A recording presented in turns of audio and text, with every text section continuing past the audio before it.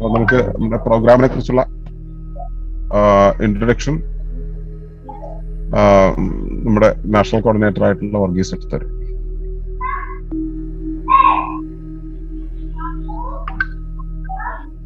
എല്ലാവർക്കും നമസ്കാരം. നമ്മള് ഓപ്പൺ സെഷൻ എന്നുള്ള ഒരു പ്രോഗ്രാമിലാണ് കൂടിയിരിക്കുന്നത്. സാധാരണ ഇവിടെ നമ്മളെ പഠിതാക്കൾക്ക്, ഒളിമ്പസിന്റെ പഠിതാക്കൾക്ക് മാത്രമായിട്ടുള്ള ഒരു സെഷനാണ്. എല്ലാവരും അറിയാവുന്നവരായതുകൊണ്ട് ഇൻട്രൊഡക്ഷന്റെ ഒരു ആവശ്യമില്ലായിരുന്നു. ഇന്ന് പക്ഷേ പലരും പുതിയ ആൾക്കാരുണ്ട്. ഇപ്രാവശ്യം നമ്മള് പുതിയ ആൾക്കാരെ കൂടെ ചേർത്തു കൊണ്ടാണ് ചെയ്യുന്നത്. അപ്പൊ അവർക്ക് വേണ്ടിയിട്ട് ഒരു പറയാം നമ്മൾ ഈ ഓപ്പൺ സെഷൻ എന്ന് ഇവിടെ പറഞ്ഞു വരുന്നത് ഒളിമ്പസിന്റെ പഠിതാക്കൾക്ക്, അതായത് ഡിഫറൻസ് ടീമിലുള്ള നമ്മളുടെ പഠനങ്ങളുണ്ട് ഇതില. അപ്പൊ അതിലൂടെ കടന്നു വരുന്നവർക്ക് ഒരു വീക്കിലി ഒരു ദിവസം അതിന്റെ അവർക്കുള്ള സംശയങ്ങൾ, അത് പഠനത്തിലൂടെയുള്ള സംശയങ്ങളായിരിക്കാം, അല്ലാതെ സ്വന്തം ജീവിതത്തിലെ അനുഭവത്തിലുള്ള സംശയങ്ങളാകാം, സാമൂഹികമോ ഏത് രീതിയിലുള്ള ക്വസ്റ്റ്യനും അത് ഇവിടെ എടുക്കുന്നതാണ്. അവിടെ ഒളിമ്പസിന്റേതായിട്ടുള്ള ആൻസേഴ്സ് കിട്ടും. അപ്പം ഞാൻ പറഞ്ഞു വന്നത്, ഈ സെഷന് ഓപ്പൺ സെഷൻ എന്ന് പറയും. അതായത് ഒളിമ്പസിലെ പഠിതാക്കൾക്ക്, പല ഡിഫറൻറ്റ് സ്ട്രീമിൽ നിന്നുള്ള പഠിതാക്കൾക്ക് അവരുടെ ക്വസ്റ്റ്യൻസ് ചോദിക്കാനുള്ള ഒരു വേദി എല്ലാ ആഴ്ചയും ശനിയാഴ്ച വൈകുന്നേരം 7 മണിക്കുണ്ട്. അപ്പൊ അതിൻ്റെ കൂടെ ഇത് കൂടാതെ തന്നെ പഠിക്കുന്ന ആ വിഷയങ്ങൾ കൂടാതെ തന്നെ ഉള്ള പേഴ്സണലായിട്ടുള്ള അതും സാമൂഹികമായിട്ടുള്ളതും ഏത് രീതിയിൽ നിന്നുള്ള ക്വസ്റ്റ്യൻസ് ഇവിടെ നമ്മൾ എടുക്കുന്നതാണ്. അതിന് ഒളിമ്പസിൻ്റെതായിട്ടുള്ള ഒരു മറുപടി കിട്ടുന്നതാണ് ഇവിടുന്ന്. അതാണ് ഇതിൻ്റെ കൊണ്ട് ഉദ്ദേശിക്കുന്നത്. അപ്പൊ നിങ്ങൾ ഇപ്പം ആദ്യമായിട്ടാണ് നമ്മൾ പുതിയ ആൾക്കാരെ, അതായത് ഫ്രഷ് ആയിട്ടുള്ള ആൾക്കാരെ, കോഴ്സിലൊന്നും കയറാതെ ഒളിമ്പസിനെ പറ്റിയുള്ള ബേസിക് ആയിട്ടുള്ള നോളജ് ഇല്ലാത്ത ആൾക്കാരെ കൂടെ എടുക്കുന്നത്. അവർക്ക് കുറച്ച് മനസ്സിലാക്കൽ കൂടെ, അവർ ആദ്യമൊക്കെ കാണികളെ പോലെ ഇരുന്ന് കാണുക, അവർക്ക് ചോദ്യം ചോദിക്കാനുണ്ടെങ്കിലും ചോദിക്കുക. അത് ഏത് സ്ട്രീമിൽ നിന്നുള്ള ചോദ്യമാണെങ്കിലും ചോദിക്കുക, ഒളിമ്പസിൻ്റെ ആയിട്ടുള്ള ആൻസർ കിട്ടും. അപ്പോൾ ഒന്ന് മനസ്സിലാക്കാൻ വേണ്ടിയിട്ട് നമ്മളിവിടെ അവരെ കൂടെ എൻട്രി ചെയ്തത്. അപ്പം അതിൽ എല്ലാവർക്കും സ്വാഗതം. അപ്പം നിങ്ങൾക്ക് ക്വസ്റ്റ്യൻ ഉള്ളവർ ആ ചാറ്റ് ബോക്സിൽ ഒരു ക്വസ്റ്റ്യൻ മാർക്ക് ഇടുക. ക്വസ്റ്റ്യൻ എഴുതണമെന്നില്ല, വെറുതെ ക്വസ്റ്റ്യൻ മാർക്ക് ഇട്ടാൽ അതിൻ്റെ ഓർഡറിൽ നമ്മൾ വിളിക്കുന്നതായിരിക്കും. അങ്ങനെയാണ് ഇവിടുത്തെ നമ്മുടെ ഒരു രീതി. അപ്പം ക്വസ്റ്റ്യൻ ഉള്ളവർ ഏതായാലും അതിലൊന്ന് ക്വസ്റ്റ്യൻ മാർക്ക് ഇട്ട് വെക്കുക. പിന്നെ പുതിയ ആൾക്കാർക്ക് ക്വസ്റ്റ്യൻ എന്തെങ്കിലും ഉണ്ടെന്നുണ്ടെങ്കിൽ, ഇപ്പോൾ വിഷയമായിട്ട് ബന്ധപ്പെട്ടതായിരിക്കത്തില്ല അവർക്ക് ഈ പറഞ്ഞ പോലെ എന്തെങ്കിലും സംശയം, അവരുടേതായിട്ടുള്ള എന്തെങ്കിലും പേഴ്സണൽ പ്രോബ്ലംസ് ഉണ്ട്, പേഴ്സണലായിട്ട് സംശയങ്ങളുണ്ട്, ഏത് ഫീൽഡിൽ നിന്നുള്ളതാണേലും അത് ഇവിടെ ചോദിക്കാം. പക്ഷെ ഒളിമ്പസ് നിങ്ങൾ എക്സ്പെക്ട് ചെയ്യുന്ന ആൻസർ ആയിരിക്കത്തില്ല. ഒളിമ്പസിന്റെ ആൻസേഴ്സിന് എല്ലാത്തിനും ഒരു പ്രത്യേകതയുണ്ട്, ഒരു യൂണീക്ക് ആയിട്ടുള്ള ആൻസർ ആയിരിക്കും. അത് ഇടുന്ന കിട്ടുന്നതായിരിക്കും. Thank you. എല്ലാവർക്കും welcome to the session. Thank U.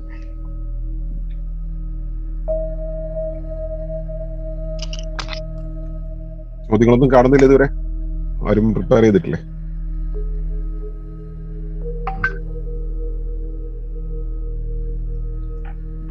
ആരും റെഡി അല്ലെങ്കിൽ ഞാനൊരു ചോദ്യം ചോദിക്കാം. ചോദ്യങ്ങളുള്ളവരൊന്ന് ചാറ്റ് ബോക്സിൽ ഒന്ന് എഴുതിയിടണേ, ചോദ്യം ഉണ്ടെന്ന് അല്ലെങ്കിൽ ക്വസ്റ്റ്യൻ മാർക്ക് ഒന്ന് ഇടണേ. ഇത് പുതിയ ആൾക്കാർക്കും കൂടെ ഒരു അറിവിന് വേണ്ടിയിട്ടാണ് ഞാൻ ചോദിക്കുന്നത്. അറിയൽ എന്ന് പറയുന്ന ഒരു പ്രക്രിയ നമ്മളിവിടെ പറയുന്നത് വായനയിൽ കൂടെ അല്ല, പുസ്തകങ്ങളിൽ കൂടെ അല്ല അറിയുന്നതെന്നാണ് ഒളിമ്പസ് പറയുന്നത്. പക്ഷെ ബാക്കി എല്ലാവരും അറിഞ്ഞുകൊണ്ടിരിക്കുന്നത് വായനയിൽ പുസ്തകങ്ങളിൽ കൂടെ. അപ്പൊ അവരും ഈ അറിയലുമായിട്ടുള്ള വ്യത്യാസം, അവർ അറിഞ്ഞിരിക്കുന്ന സംഗതികൾ ഇതുമായിട്ടുള്ള വ്യത്യാസം ഒന്ന് എക്സ്പ്ലെയിൻ ചെയ്യുക. കാരണം എല്ലാവർക്കും ഇതുമായിട്ട് മനസ്സിലാക്കാൻ വേണ്ടിയിട്ടാണ് അറിയൽ എന്നുള്ള പ്രക്രിയ, നോയിങ് എന്നുള്ളത്. ഓക്കെ, അറിയൽ എന്ന് വെച്ച് കഴിഞ്ഞാല് ദ പ്രോസസ് ഓഫ് കോഗ്നിഷൻ എന്താണ് എന്നുള്ളത് ആദ്യം നമ്മൾ മനസ്സിലാക്കാം. അറിയുക അല്ലെങ്കിൽ ജ്ഞാനപ്പെടുക എന്ന് വെച്ചാൽ നാം എന്തിനെയാണോ അറിയേണ്ടത് അതുമായി പൊരുത്തമാവുക എന്നുള്ളതാണ്. പൊരുത്തമാകാൻ പാകത്തിലാവുക, അതിനെയാണ് അറിയൽ എന്ന് പറയുന്നത്. അപ്പോ ഞാനെന്ന ജീവി എന്തിനെയെങ്കിലും കുറിച്ച് അറിയുന്നുണ്ടെങ്കിൽ ആ അറിവ് എന്ന് പറയുന്നത് അതുമായി പൊരുത്തമാകാനുള്ള ഒരു ശേഷി ആർജിക്കലാണ്. പൊരുത്തമാകാനുള്ള ശേഷി എന്ന് വെച്ച് കഴിഞ്ഞാൽ ഞാനിവിടെ ചാരിയിരിക്കുന്ന സമയത്ത് ഞാൻ ചാരുന്ന ആ ചാരിന് ചില പൊങ്ങലും താഴലും ഒക്കെ ഉണ്ടാവും. അതിനനുസരിച്ച് എന്റെ ശരീരം അതിനായിട്ട് ആ താഴ്ചയ്ക്കനുസരിച്ച് എന്റെ ശരീരം ഉയരുകയും അതിന്റെ ഉയർച്ചയ്ക്കനുസരിച്ച് എന്റെ ശരീരം താഴുകയും ചെയ്തുകൊണ്ട് അതുമായിട്ട് ചേർന്ന് ഇഴുകുന്ന ഒരു ഭാവമുണ്ട്. ആ ചേർന്ന് ഇഴുകുന്ന ആ ഓരോരു പ്രോസസ്സിനെയാണ് നമ്മൾ അനുരൂപപ്പെടുക എന്ന് പറയുക, പൊരുത്തമാവുക. അങ്ങനെ പൊരുത്തമാകാൻ പാകത്തിൽ എന്റെ ശരീരം തയ്യാറെടുക്കുന്നതിനെയാണ്, എടുത്ത തയ്യാറെടുപ്പിനെയാണ് അറിയൽ എന്ന് പറയുന്നത്. അപ്പൊ നമ്മൾ അറിയാൻ വേണ്ടി എന്താണ് നമുക്ക് ഉണ്ടാകേണ്ടത്?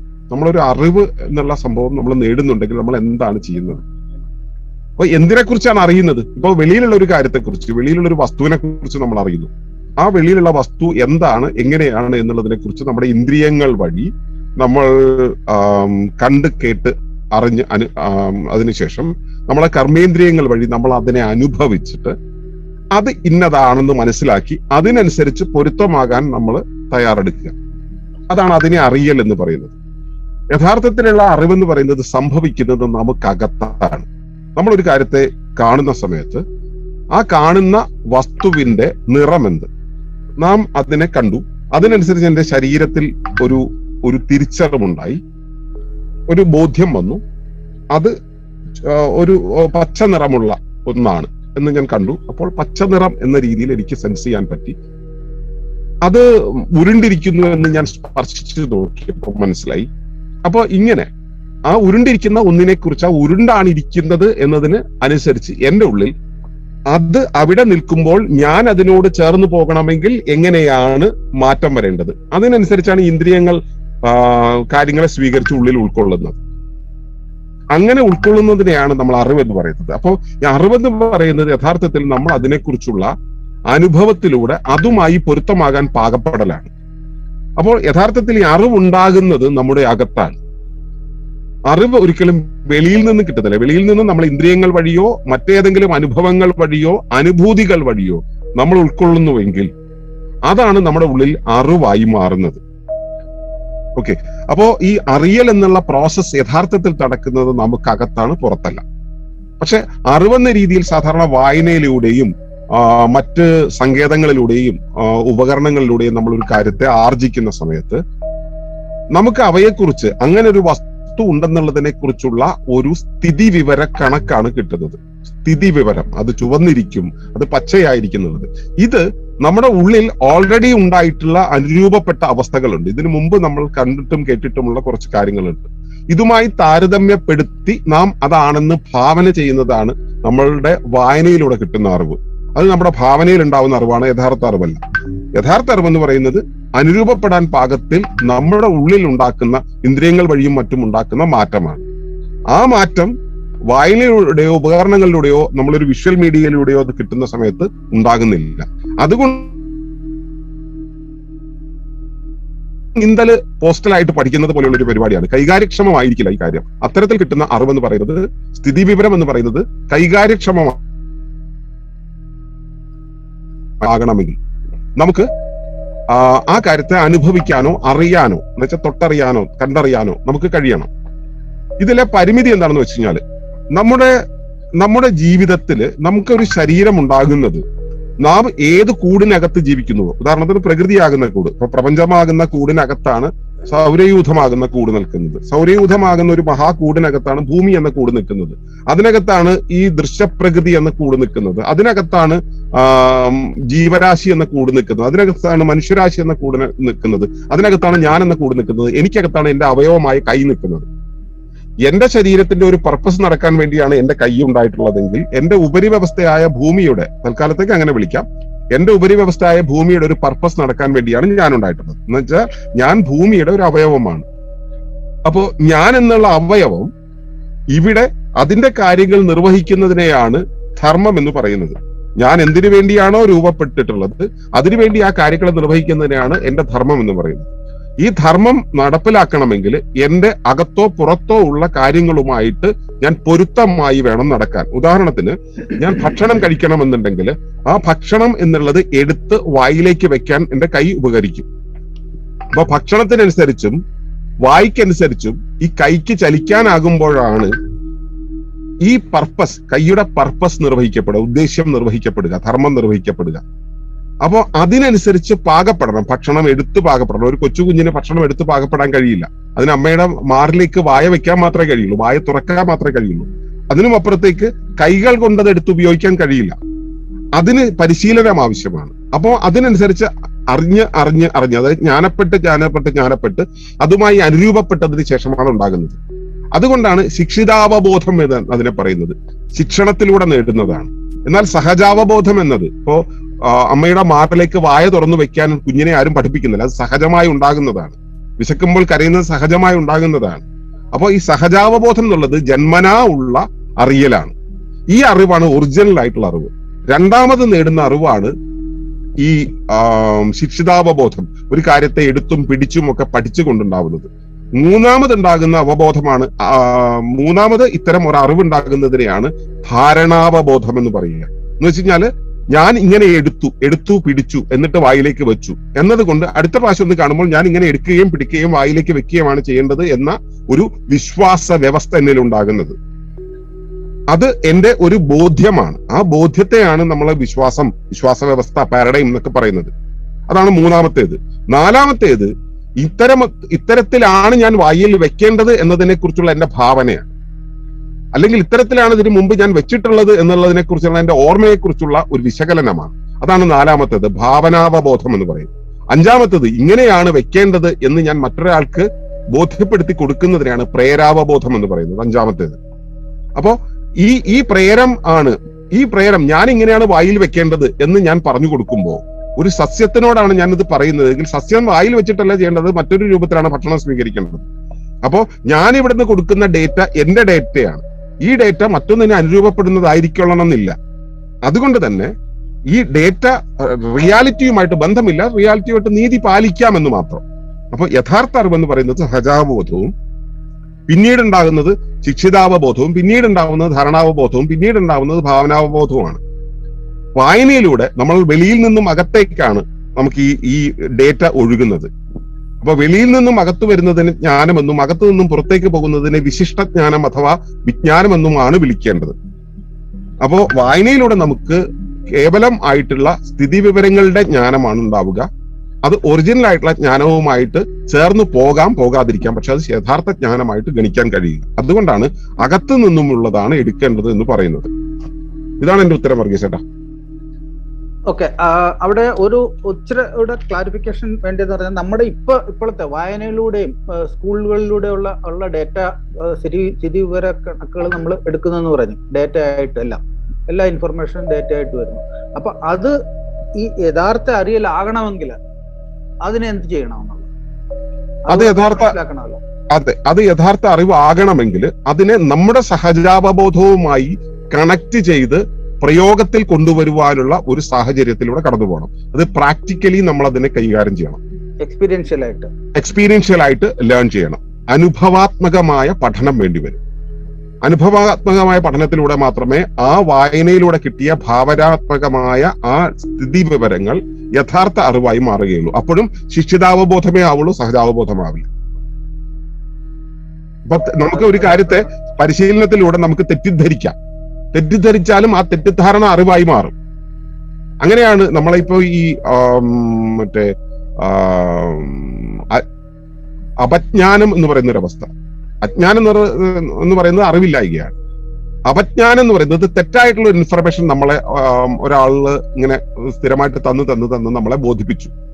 ആ ബോധ്യത്തിൽ നിന്നാണ്, ഉദാഹരണത്തിന് ഭക്ഷണത്തിൽ നിന്നാണ് നമുക്ക് ജീവിതത്തിന്റെ മൊത്തം പ്രവർത്തനങ്ങൾക്ക് വേണ്ടുന്ന ഊർജം കിട്ടുന്നതെന്ന് നമ്മൾ മനസ്സിലാക്കുന്നു.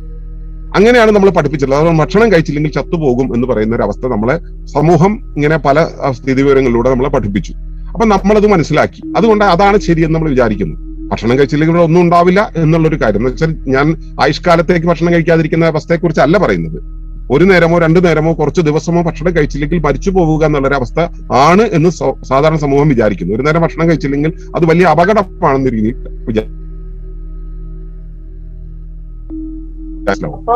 അപ്പോ നമുക്ക് മനസ്സിലാവും ഭക്ഷണത്തിൽ നിന്നല്ല നമുക്ക് ഊർജ്ജം കിട്ടുന്നത് എന്നുള്ളത് മനസ്സിലാവും. അപ്പൊ ഈ രീതിയിലുള്ള ഒരു തിരിച്ചറിവ് എക്സ്പീരിയൻഷ്യൽ ആയിട്ട് ലേൺ ചെയ്യാൻ കഴിയണം, അനുഭവത്തിലൂടെ ലേൺ ചെയ്യാൻ കഴിയണം. ആ അറിവാണ് യാഥാർത്ഥ്യത്തോട് അടുത്ത് നിൽക്കുക. അപ്പൊ മോനെ അപ്പൊ ഒരു ചോദിച്ചോ. പറഞ്ഞോളൂ പറയുക അമ്മേ. അപ്പൊ ഓരോരുത്തരുടെയും അറിവ് ഓരോന്നായിരിക്കുമല്ലോ. ആയിരിക്കും. ഒരിക്കലും സ്റ്റാൻഡേർഡൈസ്ഡ് ആയിട്ടുള്ള കോമൺ ആയിട്ടുള്ള നോളജ് എന്നുള്ളൊരു അവസ്ഥയെ ലോകത്തില്ല. എല്ലാവരും അറിയുന്നത് അവരവരുടേതായിട്ടുള്ള അറിവ് തന്നെയാണ്. അവരവരുടേതായിട്ടുള്ള സ്വീകരണ ശേഷിക്കനുസരിച്ച്, അവരവരുടേതായിട്ടുള്ള പരിഭാഷണ ശേഷിക്കനുസരിച്ച് ഓരോരുത്തരും ഓരോന്നാണ് അറിയുക. ഒരു കാര്യത്തെ 10 പേരുണ്ടെങ്കിൽ 15 തരത്തിലാണ് മനസ്സിലാക്കുക. അത് ഒരു ക്ലാസ്സിലൊരു ക്ലാസ് എടുത്താൽ തന്നെ, ഒരു ക്ലാസ് നല്ലൊരു ലെക്ചർ എടുത്തു കഴിഞ്ഞാൽ തന്നെ അവിടെ ഇരിക്കുന്ന 50 കുട്ടികളുണ്ടെങ്കിൽ 50 പേര് 50 രീതിയിലായിരിക്കും മനസ്സിലാക്കുന്നത്.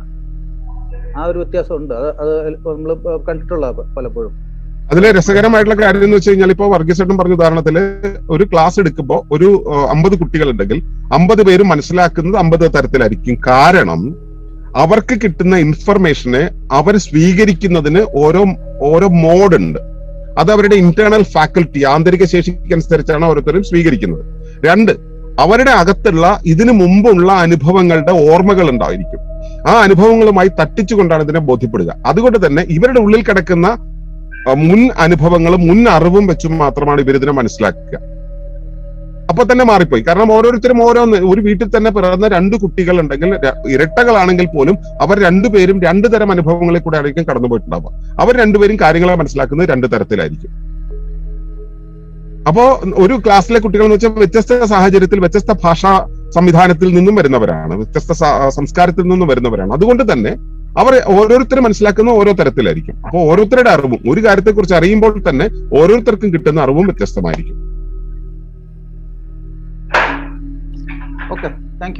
ക്ലിയർ ആണല്ലോ അല്ലെ? പ്രായമായവർക്ക് എപ്പോഴും അറിവ് കൂടുതലായിരിക്കും. അവർക്ക് അത്രയും എക്സ്പീരിയൻസ് ഉണ്ടാവുമല്ലോ അല്ലെ? അതുണ്ടാവും. അറിവ് കൂടുതലായിരിക്കും. അത് അപജ്ഞാനമാണോ, ജ്ഞാനമാണോ, വിജ്ഞാനമാണോ എന്നൊന്നും നമുക്ക് പറയാൻ കഴിയില്ല. പ്രായമുള്ളവർക്ക് എന്തുകൊണ്ടും അറിവ് കൂടുതലായിരിക്കും. ആ അറിവെന്ന് പറയുന്നത് ശരിയായിക്കൊള്ളണമെന്നില്ല എന്നേ ഉള്ളൂ. ഇതിൽ ശരി എന്നൊരു അവസ്ഥ ഇല്ല. സത്യത്തില് യാഥാർത്ഥ്യത്തോട് അടുത്ത് നിൽക്കുന്നോ ഇല്ലയോ എന്നുള്ളതാണ് കാര്യം. പൂർണ്ണമായിട്ടുള്ള ഒരു ശരി ഒരു വ്യക്തിക്കും നേടാൻ കഴിയില്ല, ഒരു വ്യക്തിക്കും അറിയാൻ കഴിയില്ല. ആ പൂർണ്ണമായിട്ടുള്ള അറിവെന്ന് പറയുന്നത് സഹജാവബോധത്തിൽ നമുക്ക് ഓരോരുത്തർക്കും റെക്കോർഡായി തന്നിട്ടുണ്ട്. അതിനെ മാത്രം ഉപജീവിക്കാൻ നമുക്ക് കഴിയുന്നുണ്ടെങ്കിൽ നമുക്ക് ശരിയായ അറിവിനോട് അടുത്ത് നിൽക്കാൻ കഴിയും. അപ്പോഴും അത് ശരിയായ അറിവായിക്കൊള്ളണമെന്നില്ല. കാരണം അതിന് ജനിതകമായിട്ടുള്ള കാര്യങ്ങളും സാഹചര്യങ്ങള്, ഗർഭകാലത്തെ, ഗർഭസ്ഥ ശിശുവായിരുന്ന കാലത്തെ നമ്മുടെ പശ്ചാത്തലങ്ങൾ, ഇങ്ങനെ ഒരുപാട് കാര്യങ്ങൾ അതിന് ബാധകമാണ്. ഓക്കെ. പിന്നെ നമ്മളുടെ ഒരു സംശയം ചോദിക്കട്ടെ, നമ്മളുടെ ഓർമ്മ പോകുമ്പോ, അമ്നീഷ്യൊക്കെ സംഭവിക്കുമ്പോ, മനുഷ്യൻ ഓർമ്മയില്ലാത്ത അവസ്ഥ വരുമ്പോ ഇവർക്ക് പഴയ കാലം മാത്രം എങ്ങനെയാ ഓർമ്മ നിൽക്കുന്നത്? അപ്പോഴത്തെ ഒന്നും അറിയുന്നില്ല. പക്ഷെ ഒരു 15 വർഷം മുമ്പത്തെ കാര്യങ്ങൾ അവർക്ക് വ്യക്തമായി ഓർമ്മയുണ്ടതാണ്. അത് ഏതവസ്ഥയാ അങ്ങനെ വരുന്നത്? അത് ഇന്ദ്രിയങ്ങളിൽ നിന്നും വേണ്ടുന്ന കാര്യങ്ങളെ സെൻസ് ചെയ്ത്, അതായത് നമ്മൾ ഇന്ദ്രിയങ്ങളിൽ നിന്നും ഡേറ്റ എടുക്കുന്ന ആ ഡേറ്റയെ തൽക്ഷണബോധം ഉപയോഗിച്ചുകൊണ്ട് നമ്മൾ അതിനെ വിശകലനം ചെയ്യുന്നുണ്ട്. തൽക്ഷണബോധവുമായിട്ട് കണക്ട് ചെയ്ത് വിശകലനം ചെയ്ത് സ്മൃതിയിൽ നിന്നും കാര്യങ്ങളെ എടുത്ത് അവയുമായി തട്ടിച്ചു നോക്കി ഭാവനയിൽ ഇവയെ വീണ്ടും വിശകലനം ചെയ്തെടുത്ത് സഹജാവബോധവുമായി തട്ടിച്ചു നോക്കി, ഇങ്ങനെയൊക്കെയാണ് ആ ഒരു കാര്യത്തെ സെൻസ് ചെയ്യുന്നതിന്റെ പ്രോസസ് സംഭവിക്കുന്നത്. ഇതില് ഈ കണക്ടിവിറ്റിയിൽ ഇവര് പൂവറായിരിക്കും. ഈ 5 ഘടകങ്ങൾ തമ്മിൽ കണക്ട് ചെയ്യാനുള്ള അവരുടെ ഫാക്കൽറ്റി കുറവായി പോകുന്നത് കൊണ്ടാണ് ഇവ വരാത്തത്. അതേസമയം പഴയ ഓർമ്മയിൽ നിന്നും വരുന്ന കാര്യം എന്ന് വെച്ചാൽ അവിടെ ഓൾറെഡി റെക്കോർഡഡ് ആണ്. അതിനെ എടുത്ത് റീപ്രൊഡ്യൂസ് ചെയ്താൽ മതി. അതുകൊണ്ട് അവർക്കത് സാധിക്കുന്നു എന്ന് മാത്രം. ഓക്കെ.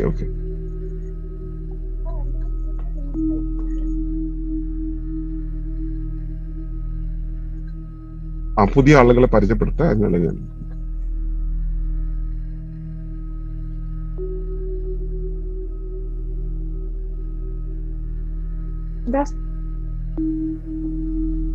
ചേട്ടാ, ഞാൻ പറഞ്ഞത് കേൾക്കുന്നുണ്ടോ? കേട്ടു. പുതിയതായിട്ട് വന്നവരൊന്ന് പരിചയപ്പെടുത്താനായിരുന്നു. സുനിത യേശുദാസ്, അനഘ ഒന്ന് പരിചയപ്പെടുത്തു.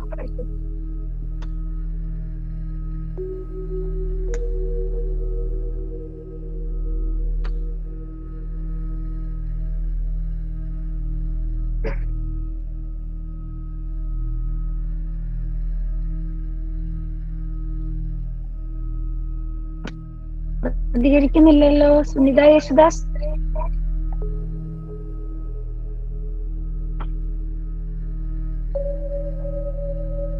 പുതുതായിട്ട് വന്നിട്ടുള്ളവര് കേൾക്കുന്നുണ്ടേ ഒന്ന് പരിചയപ്പെടുത്തുക.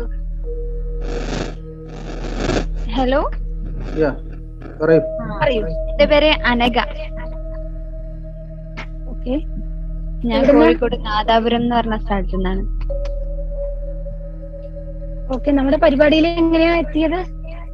ഫസ്റ്റ് ടൈമാണ് എനിക്ക് കണ്ണൻ എന്ന് പറയുന്ന ഒരു ഏട്ടൻ അയച്ചു തന്നതാണ്. അങ്ങനെ കയറി.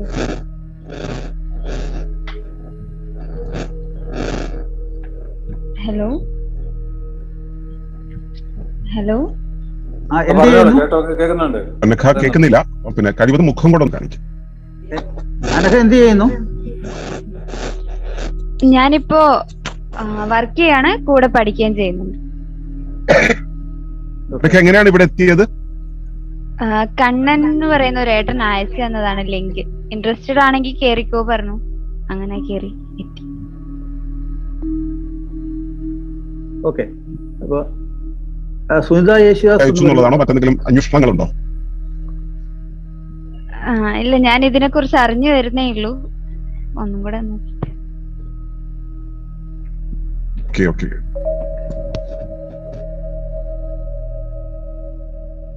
പോവാൻ ബാക്കിയുള്ളവർ കേട്ടോണ്ടിരിക്കട്ടെ. ഇത് സുനിത യേശുദാസ് കേൾക്കുന്നുണ്ട്, പരിചയപ്പെടുത്തുക. അതുപോലെ സുജിത്ത് രവീന്ദ്രനും ഉണ്ട്.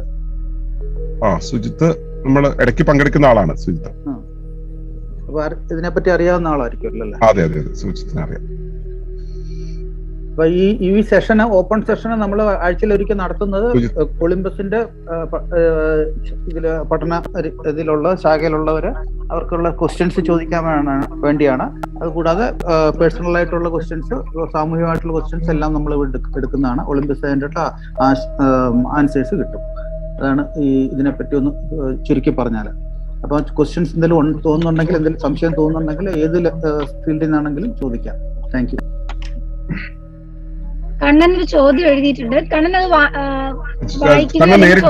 നേരിട്ട് ആ ചോദ്യം ഒന്ന് പറയൂ. അതിന് മുമ്പ് സുജിത്തിന്റെ ക്വസ്റ്റ്യൻ കിടപ്പുണ്ട്. അല്ല, ഇതിപ്പോ ഈ അറിവുമായിട്ട് ബന്ധപ്പെട്ടതാണ് കണ്ണന്റെ ചോദ്യം, അതുകൊണ്ടാണ്. സംസാരിച്ചുകൊണ്ടിരുന്നതിനുമായിട്ട് ബന്ധപ്പെട്ടതായിരുന്നു. ഓക്കെ, കണ്ണനെ കാണുന്നില്ല. സുജിത്തിന്റെ ചോദ്യത്തിലേക്ക്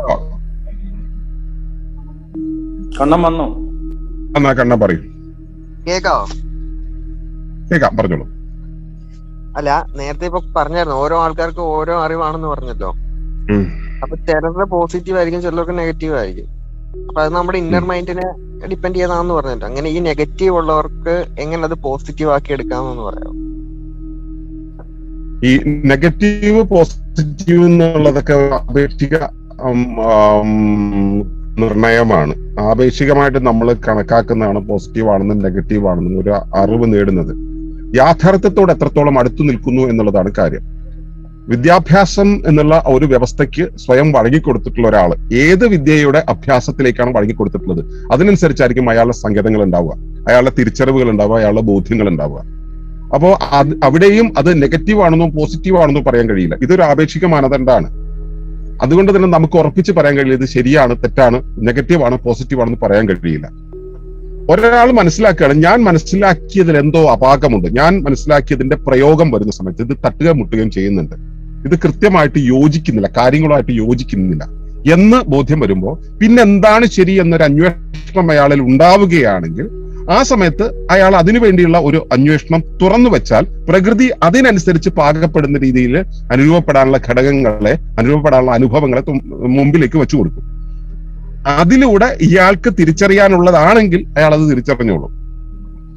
അതല്ലാതെ ഒരാൾക്ക് മനസ്സിലാവാണ് എനിക്ക് ഞാൻ മനസ്സിലാക്കിയത് പോരാ, വേറൊന്നും അറിയേണ്ടതുണ്ട് എന്ന ബോധ്യം വന്നാൽ അയാൾ അത് അന്വേഷിക്കുന്നു. അന്വേഷിച്ചു കഴിഞ്ഞാൽ അത് അറിയിക്കാനുള്ള വഴികൾ പ്രകൃതി മുന്നോട്ട് വെച്ചു കൊടുക്കും. ഒരാള് തെറ്റായിട്ടുള്ള ഒരു അറിവ് നേടി, ശരി തെറ്റൊന്നും ഇല്ലാന്ന് ഞാൻ പറഞ്ഞ, ആ നെഗറ്റീവ് ആയിട്ടുള്ള അറിവ് നേടുമ്പോൾ അയാൾക്ക് തോന്നുകയാണ് ഇത്രയും പോരാ, കുറച്ചുകൂടെ അറിയണം എന്ന് വിചാരിച്ചാൽ അയാൾ ആ നെഗറ്റീവ് ആയിട്ടുള്ളതിന്റെ കൂടെ കുറെ കൂടെ ആഡ് ഓൺ ചെയ്യുന്ന രീതിയിലുള്ള അറിവുകളായിരിക്കും സംഭരിക്കുക. അപ്പോ ഒരാളുടെ ഉള്ളിൽ നിന്നും ഏത് തരം അന്വേഷണമാണോ വെളിയിലേക്ക് പോകുന്നത്, ഏത് തരം ജിജ്ഞാസയാണോ അയാളിൽ ഉണ്ടാകുന്നത്, ഏത് തരം അന്വേഷണമാണോ മുൻപോട്ട് പോകുന്നത്, അതിനനുസരിച്ചാണ് അയാൾ അറിയുക. അതുകൊണ്ടാണ് പഴയ കാലത്ത് നേതി എന്ന് പറയുന്നത്. ന ഇതി ഇതല്ല ഇതിനും അപ്പുറമുണ്ട് എന്നറിയാൻ വേണ്ടിയുള്ള തുറന്ന ഒരു കാഴ്ചയുള്ളവർക്ക് മാത്രമേ ശരിയായ അറിവ് കിട്ടുള്ളൂ. മുൻവിധിയും കൊണ്ടിരിക്കുന്ന ഒരാൾക്കും ഒരറിവും അതിനുശേഷം മുൻവിധിയോടുകൂടി അയാൾ അവിടെ ഫുൾ സ്റ്റോപ്പ് ഇട്ട് കഴിഞ്ഞാൽ പിന്നെ ഒരു ചെറിയ അറിവ് പോലും അയാളിലേക്ക് പ്രവേശിക്കില്ല. അപ്പോ നെഗറ്റീവ് പോസിറ്റീവ് എന്നുള്ള ഒരു അവസ്ഥയില്ല. അത് ഇയാൾക്കത് ശരിയല്ല എന്ന് തോന്നിയാൽ ശരിയെന്ത് എന്നുള്ള അന്വേഷണത്തിന് തുറന്നു വെച്ചാൽ പ്രകൃതി അത് നൽകും. ഇയാൾ അത് അങ്ങനെയല്ല, ഈ അറിവ് ശരിയാണെന്നും ഇതിനെ കൂടുതൽ വളർത്തുകയാണ് വേണ്ടതെന്നുള്ള രീതിയിലേക്ക് തുറന്നു വെച്ചാൽ അതിനനുസരിച്ചുള്ള അറിവായിരിക്കും അയാൾ കൂടുക. അപ്പൊ ഇയാൾക്ക് ബോധ്യമുണ്ടാകണം ഇത് അനുഭവപരമായി ശരിയല്ല എന്ന് അയാൾക്ക് ബോധ്യം വന്നാൽ മാത്രമേ അയാൾക്ക് പോസിറ്റീവായിട്ടുള്ള വഴികൾ തെളിയുകയുള്ളൂ. ഇല്ലെങ്കിൽ അയാൾക്ക് ഒരിക്കലും. ഓക്കെ, ക്ലിയർ ആണോ കണ്ണൻ? ക്ലിയർ ആണ്, ക്ലിയർ ആണ്. ഓക്കെ ഓക്കെ, എനിക്ക് വെള്ളം വേണം കേട്ടോ. ഓക്കെ, സുജിത്തിന്റെയാണ് അടുത്ത ചോദ്യം. ചോദ്യങ്ങൾ ഉള്ളവരൊന്നും ക്വസ്റ്റ്യൻ മാർക്ക് ഇട്ട് വെക്കണേ. നിങ്ങളുടെ ഏത് തരം പുതിയ ആളുകൾ, പ്രത്യേകിച്ചും സരിത, പിന്നെ അനഘ, ഇവരൊക്കെ ചോദ്യങ്ങൾ ഉണ്ടെങ്കിൽ നിങ്ങളുടെ ഏത് ചോദ്യം ആയിക്കോട്ടെ, നമ്മളിപ്പോ സംസാരിക്കുന്ന ചോദ്യങ്ങളല്ലേ, നിങ്ങളുടെ ജീവിതമായിട്ട് ബന്ധപ്പെട്ടിട്ട് നിങ്ങൾക്കുള്ള ചോദ്യങ്ങൾ ഉണ്ടെങ്കിലും ഒരു ക്വസ്റ്റ്യൻ മാർക്ക് ഇട്ട് വെക്കുക. നിങ്ങൾ ആ സമയത്ത് വിളിക്കാം ക്രമത്തിൽ. അടുത്തത് സുജിത്തിന്റെ ചോദ്യമാണ്. സുജിത്ത് ചോദിച്ചോളൂ. എല്ലാവർക്കും നമസ്കാരം. നമസ്കാരം. ഞാൻ ചോദിക്കണം വിചാരിച്ച കാര്യം ഇതാണ്. അതായത് നമ്മുടെ ഫിസിക്കൽ ബോഡി ഉണ്ട്. ഈ ഫിസിക്കൽ ബോഡിയെ കൺട്രോൾ ചെയ്യുന്നത് നമ്മളെ ചിന്തയും മനസ്സും, അല്ലെങ്കിൽ മനസ്സ്, വികാരങ്ങള്, അങ്ങനെയുള്ള കാര്യങ്ങളാണ്. ഓർമ്മ, ഇങ്ങനെയുള്ള ഈ കാര്യങ്ങളാണ് നമ്മളെ ഫിസിക്കൽ ബോഡിയെ കൺട്രോൾ ചെയ്യുന്നത്. ഇതിന്റെ സോഴ്സ് എവിടെയാണ്, അല്ലെങ്കിൽ ഇതിന്റെ സ്റ്റോറേജ് എവിടെയാണ്, എങ്ങനെയാണ് ഇത് ശരീരത്തിൽ വരുന്നത്, അല്ലെന്ന് വെച്ചാൽ വികാരങ്ങൾ ഉണ്ടാവുന്നത്, അതിന്റെ ഓർമ്മകൾ സൂക്ഷിക്കപ്പെടുന്നത്, അങ്ങനെയുള്ള കാര്യങ്ങൾ അതെവിടെയാണ്, അതെങ്ങനെയാണ് വർക്ക് ചെയ്യുന്നത് എന്നുള്ളതാണ് ചോദ്യം. വളരെ ലളിതമാണ്, ഉത്തരം കുറച്ച് സങ്കീർണമായി പറയേണ്ടി വരും. കാരണം ഇവിടെ ഒരു ശരീരം, ഒരു ഫിസിക്കൽ ബോഡി എന്ന് പറയുന്നതും ആ ഫിസിക്കൽ ബോഡിയുടെ മറ്റ് ചെയ്യുന്നതും യഥാർത്ഥത്തിൽ എന്താണ് എന്ന് മനസ്സിലാക്കിയാൽ ഇതിന്റെ ഉത്തരത്തിലേക്ക് പോകാൻ കഴിയുള്ളൂ. ഇവിടെ നമ്മളൊരു ഫിസിക്കൽ ബോഡി എന്ന് പറയുന്ന ഒരു എൻറ്റിറ്റിയെ, ഒരു സത്തയെ, ഒരു മനുഷ്യനെ എടുക്കുന്ന സമയത്ത് ആ ശരീരം ഉണ്ടാകുന്നതിന് കാരണമായ പ്ലാറ്റ്ഫോം എന്താണ് എന്നാണ് നമ്മൾ മനസ്സിലാക്കേണ്ടത്. അത് ഒളിമ്പസിന്റെ പ്രകൃതി തത്വശാസ്ത്രത്തിന്റെ അടിസ്ഥാനത്തിൽ അത് കോൺഷ്യസ്നെസ് ആണ്, ബോധം എന്ന് പറയുന്നതാണ്. ബോധത്തിന്റെ നിർവചനം ഞാൻ പറയാം, പക്ഷെ അത് പെട്ടെന്ന് മനസ്സിലാവില്ല. എന്താണോ അതാണ് ബോധം. സൗകര്യപ്രദമായ ഒരു അവസ്ഥയിലേക്ക് നിരന്തരമായി ഒഴുകിക്കൊണ്ടിരിക്കുന്നതിന്റെ ഭാഗമായിട്ടാണ് ഏതൊരു സത്തയും രൂപീകരിക്കപ്പെടുന്നത്. അതിന് ഇക്കോജനസിന്റെ ജനസിസ് സ്പൈർ എന്ന ഭാഗം പഠിക്കേണ്ടതുണ്ട്. ഞാൻ അതിലേക്ക് കടക്കുന്നുണ്ട്. അപ്പോ നമ്മൾ സജ്ജി ഒന്ന് മ്യൂട്ട് ചെയ്യും. ഓക്കെ,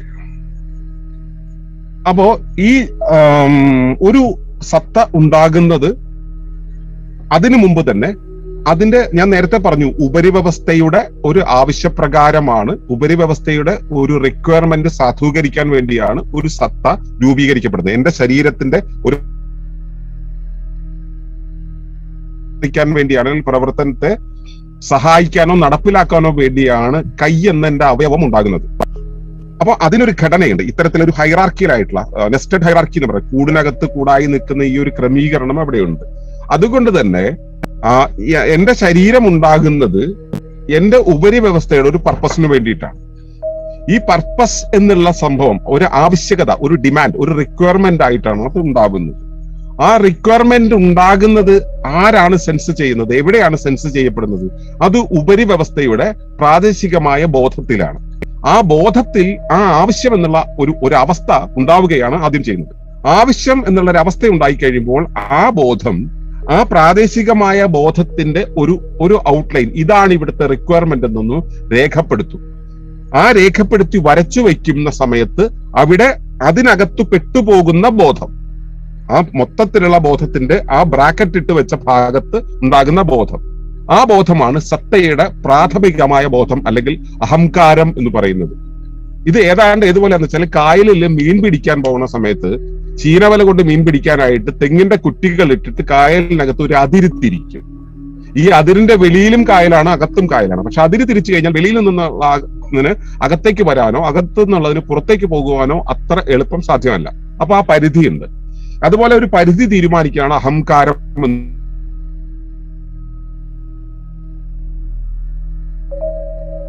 ആ അഹങ്കാരത്തിന്റെ അസൈൻമെന്റ് ആണ് ആ റിക്വയർമെന്റ് സാച്ചുറേറ്റ് ചെയ്യാനുള്ളത്. ആ റിക്വയർമെന്റ് സാച്ചുറേറ്റ് ചെയ്യാനായിട്ട് അതിന് എന്തൊക്കെ വേണ്ടി വരും എന്നത് ആ ബോധ്യത്തിൽ നിന്നും അത് ചുറ്റുപാടിൽ നിന്നും വേണ്ടുന്ന ഘടകങ്ങളെല്ലാം എടുത്ത് ഏത് തരം സംവിധാനം ഉണ്ടാക്കണമെന്ന് സ്വയം ഒരു ആവിഷ്കാരം നടത്തും. ആ സ്വയം ഉള്ള ആവിഷ്കാരത്തെയാണ്, സ്വയം ഉള്ള സംഘാടകത്വത്തെയാണ് നമ്മൾ ജീവൻ എന്ന് പറയുക. അവസ്ഥ ഉണ്ടായി കഴിയുമ്പോൾ അപ്പോ ആദ്യം ബോധമുണ്ടായി, അഹങ്കാരം എന്നുള്ളതുണ്ടായി. അഹങ്കാരം തന്നെയാണ് അതിന്റെ ജ്ഞാനമായിട്ട് മാറുന്നത്, ആ സത്തയുടെ പ്രാഥമിക ജ്ഞാനമായിട്ട് മാറുന്നത്. ആ പ്രാഥമിക ജ്ഞാനം അതിനുശേഷം അതൊരു സംഘാടകത്വമായിട്ട് മാറും. അതിനെയാണ് നമ്മൾ ജീവൻ എന്ന് ഞാൻ എളുപ്പത്തിൽ മനസ്സിലാകാൻ വേണ്ടി പറയുന്നത്. ഇതിന്റെ ഇടയിലൊക്കെ കുറെ ലെവലുകളുണ്ട്, അതൊന്നും പറയുന്നില്ല. ജീവൻ ഉണ്ടാകുന്നു. ആ ജീവൻ എന്നുള്ളതാണ് പ്രാഥമികമായിട്ട് ഭൗതികമായ ഘടകങ്ങളെ, ചുറ്റുപാടുമുള്ള ഭൗതികമായ ഘടകങ്ങൾ ഉപയോഗിച്ചുകൊണ്ട് അതിന്റെ ശരീരത്തെ രൂപീകരിക്കുന്നു.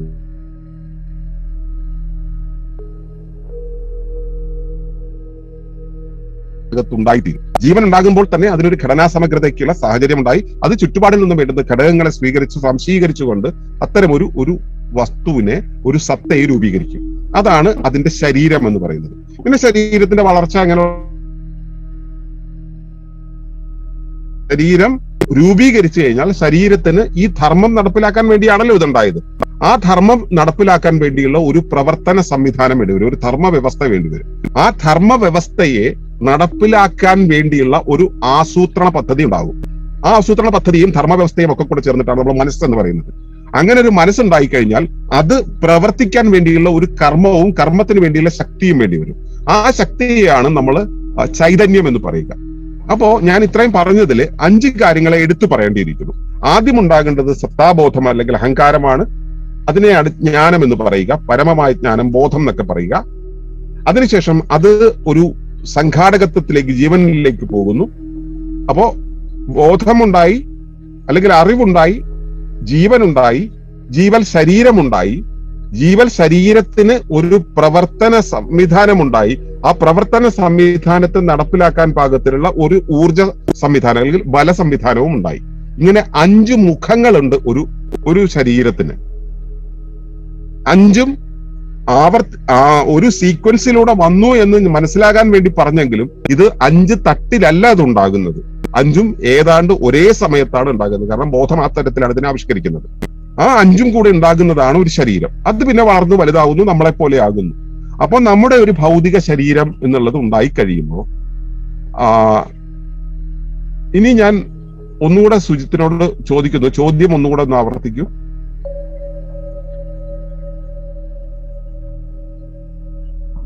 നമ്മളെ ഒരു ശരീരം പ്രവർത്തിക്കുന്നത് അതിന്റെ ഓർമ്മ, വികാരങ്ങള്, അങ്ങനെയുള്ള കാര്യങ്ങൾ കൊണ്ടാണ്. അപ്പം ഇത് എവിടെയാണ് സ്റ്റോർ ചെയ്യപ്പെടുന്നത്, അല്ലെങ്കിൽ ഇതെങ്ങനെയാണ് ഉണ്ടാവുന്നത്? ഇതെല്ലാം സ്റ്റോർ ചെയ്യപ്പെടുന്നത്, ഞാനിപ്പോ പറഞ്ഞ ഒരു പ്ലാറ്റ്ഫോം മനസ്സിലായല്ലോ. ബോധമാണ് ഇതിന്റെ പരമമായിട്ടുള്ള പ്ലാറ്റ്ഫോം. ആ ബോധം തന്നെയാണ് ഇതിന്റെ ഓർമ്മകളും എല്ലാം സ്റ്റോർ ചെയ്യുന്നത്. പക്ഷേ തൽക്ഷണ രൂപത്തിൽ എന്ന് വെച്ചാൽ താൽക്കാലികമായിട്ട് എടുത്ത് ഉപയോഗിക്കാനായിട്ട് ഇവയെല്ലാം തന്നെ ശരീരഘടനയുടെയോ ശരീര പ്രവർത്തന രീതിയുടെയോ ഒക്കെ പാറ്റേണുകളായിട്ടാണ് സൂക്ഷിക്കുന്നത്.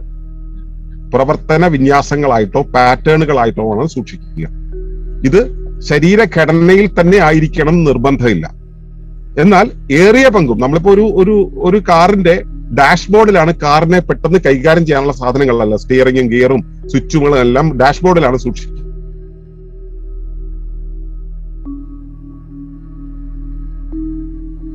എഞ്ചിന്റെ ബോണറ്റിനകത്താണ് ഇതെല്ലാം ഉണ്ടാവുക. അതിന്റെയും കൂടുതലായിട്ടുള്ള കാര്യങ്ങൾ അതിനകത്തായിരിക്കും ഉണ്ടാവുക. പക്ഷെ നമുക്ക് എടുത്ത് ഉപയോഗിക്കാൻ പാകത്തിലുള്ളത് ആ ഡ്രൈവറുടെ ക്യാബിന്റെ തൊട്ട് മുമ്പിൽ, ആ ഡ്രൈവറുടെ പാനലിന്റെ മുമ്പിലായിരിക്കും. അതുപോലെ നമ്മുടെ ശരീരത്തിനകത്ത് തന്നെയായിരിക്കും ഇതിൽ എളുപ്പത്തിൽ ഉപയോഗിക്കാനുള്ള കാര്യങ്ങളെല്ലാം തന്നെ സ്റ്റോർ ചെയ്യുന്നത്. എന്നാൽ അതാണ് അതിന്റെ പ്ലാറ്റ്ഫോം എന്ന് വിചാരിക്കരുത്. അത് ഇതിന്റെ ഒരു ഫ്രണ്ട് ഇന്റർഫേസ് മാത്രമാണ്. ബാക്ക് ഇന്റർഫേസ് എന്ന് പറയുന്നത് നമ്മുടെ ജനറൽ കോൺഷ്യസ്നെസ്സും അത് നിൽക്കുന്നത് അതിന്റെയും അപ്പുറത്തുള്ള പ്രൈം കോൺഷ്യസ്നെസ്സിലുമാണ്. ഇതാണ് പ്രകൃതി തത്വശാസ്ത്രം അനുസരിച്ചുള്ള അതിന്റെ വിശദീകരണം. ക്ലിയർ ആണോ സുജിത? അത് ക്ലിയർ ആണ്. എന്ന് വെച്ചാൽ നമ്മൾ എന്ന് പറയുന്നത് ഈ പറയുന്ന ചെറിയ അർത്ഥത്തിൽ കാണരുത്. പൂർണ്ണമായും പ്രകൃതിയുടെ ഭാഗമാണെന്നും പ്രകൃതി തന്നെയാണെന്നും അതിന്റെ ആ ക്ലൗഡ് സ്റ്റോറേജിന്റെ ഭാഗമാണ് നമ്മളെ മെമ്മറി, നമ്മുടെ പ്രവർത്തനങ്ങൾ കംപ്ലീറ്റ് ഈ ക്ലൗഡ് സ്റ്റോറേജിന്റെ ഭാഗമാണെന്ന് തന്നെ കരുതണം അല്ലെ? അതെ അതെ അതെ. ആത്യന്തികമായി നമ്മളുടെ ഒരു ക്ലൗഡാണ്, അങ്ങനെ പറയാം. മേഘം അങ്ങനെയല്ല, ഞാൻ മേഘം എന്ന് പറഞ്ഞതെന്ന് വെച്ചാല് നമ്മളെ ബാക്കി എല്ലാ കാര്യങ്ങളും നമ്മളെ കൺട്രോൾ ചെയ്യുന്ന എല്ലാ കാര്യങ്ങളും ഈ ഇതുമായിട്ട് ബന്ധപ്പെട്ട് കിടക്കുന്നു എന്നുള്ള അർത്ഥത്തിലാണ് പറഞ്ഞത്. പ്രൈം കോൺഷ്യസ്നെസ്സുമായിട്ട് ബന്ധപ്പെട്ട് കിടക്കുന്നു. കുറച്ചുകൂടെ സാധാരണ രീതിയിൽ പറഞ്ഞാൽ പ്രകൃതിയുമായി കണക്റ്റഡ് ആണ്. നമ്മൾ കണക്റ്റഡ് ആണെന്നല്ല, പ്രകൃതിക്കകത്താണ്. ഇപ്പൊ കടലിലെ മീൻ ഞാൻ കടലിന് അകത്താണെന്നും പറയാം, ഞാൻ കടലാണെന്നും പറയാം. എന്റെ ശരീരം ഉണ്ടായത് കടലിലെ ഘടകങ്ങൾ ഉപയോഗിച്ചുകൊണ്ട് കടലിന്റെ ഒരു പ്രത്യേക പ്രദേശത്ത് അതിന്റെ ഘടകങ്ങളെല്ലാം സാന്ദ്രീകരിച്ച് ഈ രൂപത്തിൽ ഒരു പ്രവർത്തന വിന്യാസത്തോടുകൂടി പ്രവർത്തിക്കുന്നു എന്ന് മീൻ മനസ്സിലാക്കിയാൽ ഞാൻ കടലാണെന്ന് പറയാൻ കഴിയും. അത് വേറെയാണ്, ഞാൻ വേറെയാണെന്ന് വിചാരിച്ചു കഴിഞ്ഞാൽ കടലിനകത്താണെന്ന് പറയാൻ കഴിയും. ഇനി വേറെ ചിലരുണ്ട്, അതല്ല ഞാൻ കടലിന് പുറത്താണെന്നും പറയാം. മനുഷ്യൻ എങ്ങനെയാണ് പറയുന്നത്? അതെ, കണ്ണൻ ചോദിച്ച ചോദ്യം ഉണ്ടല്ലോ, എന്തുകൊണ്ട് നെഗറ്റീവ് ഉണ്ടാവുന്നത്?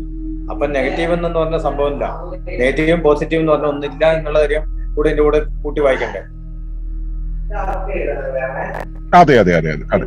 നെഗറ്റീവ് പോസിറ്റീവ് എന്നുള്ളതില്ല, നമ്മുടെ അനുഭവങ്ങൾക്കനുസരിച്ച് നമ്മൾ അതിനെ വിവേചിച്ചിട്ട് ഇന്ന ഗ്രേഡിലാണെന്ന് പറയുന്നു. അങ്ങനെ ഒരു അതിന്റെ ഗ്രഡേഷൻ ചെയ്യാതിരുന്ന പ്രശ്നം തീർന്നു. Thank you. ഇപ്പൊ രണ്ട് ഒരേ എന്താ പറയാ, ഇപ്പൊ എന്നെ കുറിച്ച് ഒരാളെ ചിന്തിക്കുന്നു എന്ന് എനിക്ക് മനസ്സിലാവും. അങ്ങനെ പറയുന്ന സത്യമാണോ? സത്യമുണ്ടോ? എന്നെ കുറിച്ച് ചിന്തിക്കുന്നത് മറ്റൊരാളെ എന്നെ കുറിച്ച് ചിന്തിക്കുന്നത് എനിക്ക് മനസ്സിലാവുന്നുള്ളത് അല്ലേ? എനിക്ക് മനസ്സിലാവോ? അവരുടെ മൈൻഡും എന്റെ മൈൻഡും തമ്മിൽ കണക്ഷൻ ഉണ്ടാവോ? അങ്ങനെ ഓക്കെ. ഈ മനസ്സെന്ന് പറയുന്നത് എന്താണെന്ന് ഞാൻ മുമ്പേ പറഞ്ഞതിൽ വിശദീകരിച്ചിരുന്നു. ഞാൻ ഒന്നുകൂടെ പറയാം. മനസ്സെന്ന് പറയുന്നത് ഒരു വ്യക്തിയുടെ ശരീരത്തിന്റെ പ്രവർത്തനങ്ങൾ പ്രകൃതിയുടെ പ്രവർത്തനങ്ങളുമായി ചേർത്ത് ഇണക്കാൻ വേണ്ടിയുള്ള പ്രോഗ്രാമിംഗ് പ്രോസസ്സാണ്, ആസൂത്രണമാണ്. അപ്പൊ ഞാന് എന്റെ ഒരു ചെറിയ പ്രവർത്തനം ചെയ്യണം. അപ്പൊ എങ്ങനെ ചെയ്യണം എന്നുള്ളതിനെ കുറിച്ച് ഞാൻ വീണ്ടും വിചാരം ചെയ്യും. സാമ്പാർ ഉണ്ടാക്കണം, എങ്ങനെയാണ് സാമ്പാർ ഉണ്ടാക്കുക എന്നുള്ളതിനെ കുറിച്ച് ആലോചിക്കും, അത് ആസൂത്രണം ചെയ്യും. ഈ ആലോചനാ പരിപാടിയെയാണ് നമ്മൾ സാധാരണ രീതിയിൽ മനസ്സെന്ന് പറയുന്നത്. മനസ്സാണ് പിന്നീട് നമ്മുടെ ശരീരത്തിനും ഒക്കെ വിവിധ കാര്യങ്ങൾ ചെയ്യാൻ പ്രേരിപ്പിക്കുന്നത്. അപ്പൊ ഈ ആസൂത്രണ പരിപാടി ഇപ്പൊ നമ്മുടെ മനസ്സിൽ പല ചിന്തകൾ വരും, അങ്ങനെ വേണോ ഇങ്ങനെ വേണോ എന്നൊക്കെ ചിന്തിക്കും. പക്ഷെ നമ്മുടെ ശരീരത്തിന്റെ ബോധത്തിലേക്ക് ഒരു ട്രിഗർ കൊടുത്തുകൊണ്ട്, ഒരു നിർദ്ദേശം കൊടുത്തുകൊണ്ടാണ് മനസ്സ് ഈ കാര്യത്തെ എക്സിക്യൂട്ട് ചെയ്യുന്നത്. അപ്പൊ ബോധത്തിനാണ് ഈ മാറ്റം ഉണ്ടാവുന്നത്. ബോധം എന്നുള്ളത് പരമമായ ബോധത്തിന്റെ ഒരു പ്രദേശമാണെന്ന് ഞാൻ പറഞ്ഞു. കായലിനകത്ത് കുറ്റി താട്ടിയിട്ട് ഉള്ള ഒരു ചീനവലയുടെ വർക്കിംഗ് ഏരിയ പോലെ നമ്മള് പരമമായ ബോധത്തിന്റെ ഒരു പ്രദേശമാണ്. അപ്പൊ ഈ പ്രദേശത്ത് നിന്ന് ഇന്ന ഒരു പ്രവർത്തനം നടത്തണം എന്ന് ഞാൻ എന്റെ മനസ്സുകൊണ്ട് ആലോചിച്ചാൽ ആ പ്രവർത്തനം നടക്കേണ്ടുന്ന ദിശയിലേക്ക് ബോധം ഒരു തള്ളൽ നടത്തും. മനസ്സിലായില്ലേ? ഈ വഴിക്ക് പോകട്ടെ എന്ന് ഞാൻ ആലോചിക്കുന്ന നിമിഷം ബോധത്തിന്റെ ഒരു തള്ളൽ ഉണ്ടാവും. അതൊരു ക്വാണ്ടം മണ്ഡലമായിട്ടാണ് വെളിയിലേക്ക് പോവുക. അതിനെയാണ് നമ്മൾ വൈറ്റൽ ഫോക്കസിങ്, നമ്മുടെ ശരീരത്തിന്റെ ജീവചൈതന്യത്തിന്റെ അല്ലെങ്കിൽ നമ്മുടെ ശക്തിയുടെ ഒരു പ്രവാഹമാണ് ഉണ്ടാവുക ഒരു പ്രത്യേക ദിശയിലേക്ക്. അത് ശരീരത്തിനകത്തേക്ക് നമ്മൾ ചിന്തിക്കുമ്പോൾ അവിടേക്ക് പ്രവഹിക്കും, പുറത്തേക്ക് ചിന്തിക്കുന്ന സമയത്ത് അവിടേക്ക് പ്രവഹിക്കും. അത്തരം ഒരു ജീവൽ പ്രവാഹം ഉണ്ടാകും. കാരണം എല്ലാം പരമമായ പ്രപഞ്ചത്തിന്റെ പരമമായ ബോധത്തിന്റെ അവസ്ഥയാണിത്. എല്ലാം പരമമായ ബോധത്തിനകത്താണ് നിൽക്കുന്നത് എന്നുള്ളത് കൊണ്ട് തന്നെ ഈ സൂക്ഷ്മമായ ഈ പ്രദേശത്തെ ബോധം അവിടുത്തെ ചിന്ത കൊണ്ട് ഇന്ന ആൾ എന്ന രീതിയിൽ ഒരു ചിന്ത ഉണ്ടായിട്ടുണ്ടെങ്കിൽ ആ വഴിയിലേക്ക് ഒരു ഊർജപ്രവാഹം നടക്കും. അയാൾക്ക് അതിനെക്കുറിച്ച് അറിയുമെങ്കിൽ, ആ വ്യക്തിക്ക് അതിനെക്കുറിച്ച് അറിയുമെങ്കിൽ, ഇയാളെ കുറിച്ചോ ഈ സംവിധാനത്തെ കുറിച്ചോ അല്ലെങ്കിൽ ഈ പ്രവർത്തന സംവിധാനമല്ല, ഇയാളെ കുറിച്ചോ ഇയാൾ ചിന്തിക്കുമെന്ന കാര്യത്തെക്കുറിച്ചോ അറിയുമെങ്കിൽ ആ സമയത്ത് അയാൾക്കത് അയാളുടെ ശരീരത്തിൽ ആ ഓർമ്മ തട്ടുമല്ലോ, അല്ലെങ്കിൽ ആ പ്രവാഹം തട്ടുമല്ലോ. തട്ടുന്ന സമയത്ത് അയാളുടെ ബോധത്തിൽ അതേ ചിത്രീകരണം പുനരാവിഷ്കരിക്കപ്പെടും. അതുകൊണ്ടാണ് നമ്മൾ ഇന്ന ആളെ കുറിച്ച് അയാളെ ഒന്ന് വിളിക്കണമല്ലോ എന്ന് വിചാരിക്കുമ്പോൾ അയാളുടെ ഫോൺ നമുക്ക് വരുന്നത്. അപ്പൊ ഇത് ഇങ്ങനെ ഇന്റർലിങ്ക്ഡ് ആണ്. അത് ബോധങ്ങൾ തമ്മിലുള്ള പരസ്പര ബന്ധമാണ്. ബോധങ്ങൾ തമ്മിലുള്ള പരസ്പര ബന്ധം എന്ന് പറയുന്നതിനേക്കാളും പരമമായ ബോധത്തിന്റെ രണ്ട് പ്രദേശങ്ങളാണ് രണ്ട് വ്യക്തികൾ. ഞാനും മോളും ഇപ്പൊ പരിചയക്കാരായി. അതോടുകൂടി നമ്മൾ ആ പരമമായ ബോധത്തിൽ പരിചയമുള്ള, പരസ്പരം ആഭിമുഖ്യമുള്ള രണ്ട് പ്രദേശങ്ങളായി. അതുകൊണ്ട് തന്നെ ഞാൻ മോളെ കുറിച്ച് ഇനി ആലോചിച്ചു കഴിഞ്ഞാൽ മോൾക്ക് ആ സമയത്ത് എന്നെ കുറിച്ചുള്ള ആലോചന വരാനുള്ള സാധ്യത വളരെ കൂടുതലാണ്. നമ്മൾ കൃത്യമായിട്ട് അഭിമുഖമായി നിൽക്കുന്നവരാണെങ്കിൽ, ഇണകളാണ്, കൂട്ടുകാരാണ്, അല്ലെങ്കിൽ അങ്ങനെ കാമുകന്മാരാണ്, അല്ലെങ്കിൽ അച്ഛനും അമ്മയും ആണ്, അച്ഛനും മക്കളുമാണ്, അല്ലെങ്കിൽ അമ്മയും മക്കളുമാണ്, ഇങ്ങനെയുള്ള ഡയറക്റ്റ് റിലേഷൻഷിപ്പിലാണെങ്കിൽ ഇത് വളരെ പെട്ടെന്ന് വർക്ക് ചെയ്യും. അതിൽ ഏറ്റവും ശക്തമായിട്ട് വർക്ക് ചെയ്യുക അമ്മയും കുഞ്ഞും തമ്മിലുള്ള ബന്ധത്തിലാണ്. അമ്മയ്ക്ക് കുഞ്ഞ് എവിടെങ്കിലും ഒന്ന് കരഞ്ഞു കഴിഞ്ഞാൽ, എവിടെങ്കിലും ഇരുന്നിട്ട് വിശന്ന് കരഞ്ഞിട്ടുണ്ടെങ്കിൽ അമ്മയ്ക്ക് പാല് ചുരക്കും. ഇത് ലോകത്ത് എല്ലാ അമ്മമാരുടെയും അനുഭവമാണ്, എന്റെ അറിവിലുള്ള അമ്മമാരുടെ അനുഭവമാണ്. അല്ലാത്ത അമ്മമാരുണ്ടായിരിക്കും, എനിക്കറിയില്ല.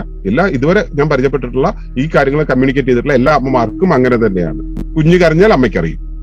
അത് കുഞ്ഞിന്റെ അവിടം കുഞ്ഞിനെ നേരിൽ കാണണമെന്നില്ല. ഇത് അവിടെ നിന്ന് തുടങ്ങിയിട്ട് ഇണകൾക്കിടയിൽ പിന്നെ കുറച്ചുകൂടെ ശക്തമാകും. കുറച്ചുകൂടെ ശക്തമാവല്ല, ഇണകൾക്കിടയിൽ അതിനേക്കാൾ കുറച്ചുകൂടെ ശക്തി കുറഞ്ഞിട്ടിരിക്കും. അങ്ങനെ പോയിട്ട് സുഹൃത്തുക്കൾക്കിടയിൽ അതുണ്ടാവും, പരിചയക്കാർക്കിടയിൽ ഉണ്ടാവും. ആ അഭിമുഖമായി നിൽക്കുമ്പോൾ അത് ശക്തി കൂടും. അഭിമുഖം അല്ലാതെ ഇരിക്കുന്ന സമയത്ത് അത്ര ശക്തി ഉണ്ടാവില്ല എന്നതേ ഉള്ളൂ. അപ്പൊ അത് സാധ്യമാണ്. ഇതാണ് അതിന്റെ പ്രവർത്തനം. ക്ലിയർ ആണോ മോളെ? ഒരു കാര്യം കൂടെ ചോദിച്ചോട്ടെ. ഇപ്പൊ ഞാൻ ഉറങ്ങുന്ന സമയമാണെന്ന് വെച്ചോ, ഉറങ്ങുമ്പോഴും എനിക്ക് ഇങ്ങനെ അറിയാൻ പറ്റും? ഉറക്കത്തിൽ നിന്ന് പെട്ടെന്ന് ഉറങ്ങുമ്പോഴും അറിയാൻ പറ്റും. കാരണം ഇതൊരു ബോധപ്രവാഹമല്ലേ. ഉറക്കത്തില് നമ്മുടെ ബോധങ്ങളെല്ലാം തന്നെ നിശ്ചലമായി എന്ന് വെച്ചാൽ ബോധങ്ങളുടെ ചലനാത്മകത നിർത്തിയിട്ട് സുതാര്യമായിട്ടുള്ള എന്ന് വെച്ചാൽ ബോധമനസ്സും ഉപബോധ മനസ്സും അവബോധ മനസ്സും പരിബോധ മനസ്സും ഒരു ക്രമത്തിലാകുന്ന ഒരവസ്ഥയാണ് ഉറക്കം എന്ന് പറയുന്നത്. ആ ഉറക്കത്തിന്റെ സമയത്തും ഇത്തരത്തിലുള്ള ഒരു ഊർജ്ജപ്രവാഹം നമ്മളിലൂടെ കടന്നു പോയിട്ടുണ്ടെങ്കിൽ നമുക്കത് അനുഭവിക്കാൻ പറ്റും. പക്ഷെ അത് യുക്തി ഉണ്ടെങ്കിൽ മാത്രമല്ലേ നമുക്ക് ഉണർന്നിരുന്നത് ബോധ്യപ്പെടാൻ കഴിയുള്ളൂ. അപ്പൊ നമുക്ക് എന്താ വെച്ചാൽ ഒരു സ്മൃതിയുടെ രൂപത്തിൽ നമുക്കിങ്ങനെ അയാളെ ഓർമ്മ വന്നു, ഉറക്കത്തിൽ ഞാൻ സ്വപ്നം കണ്ടു എന്നൊക്കെ തോന്നുന്നു. ഉറക്കത്തിന്റെ സമയത്തും ഇത് സംഭവിക്കും.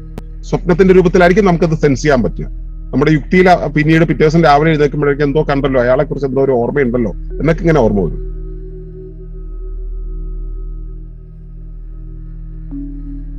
ക്ലിയർ ആണോ? ഇനി എന്തെങ്കിലും ചോദ്യങ്ങൾ ഉണ്ടെങ്കിൽ ഒരു ചോദ്യചിഹ്നം അവിടെ എഴുതിയിട്ടേക്ക് കേട്ടോ. ഇനി നമുക്ക് വർഷയിലേക്ക് പോവാം. വർഷ, ചോദ്യങ്ങൾ ഉള്ളവരൊന്ന് ക്വസ്റ്റ്യൻ മാർക്ക് ഇട്ട് വെച്ചേക്കൂ. ഞാനിപ്പോ ഇവിടെ കണ്ണൻ അവർക്ക് വേണ്ടി പറഞ്ഞത് കൊണ്ടാണ് ഞാൻ അവരെ വിളിക്കുന്നത്. ബാക്കി ചോദ്യങ്ങളുള്ളവർ ചോദ്യചിഹ്നം ഇടുക. ചോദ്യങ്ങൾ തീരുന്ന നിമിഷം നമ്മൾ ഈ പ്രോഗ്രാം അവസാനിപ്പിക്കും. വർഷ,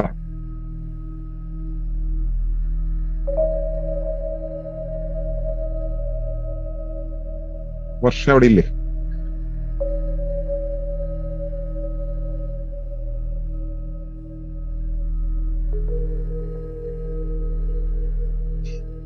Okay. So no more questions?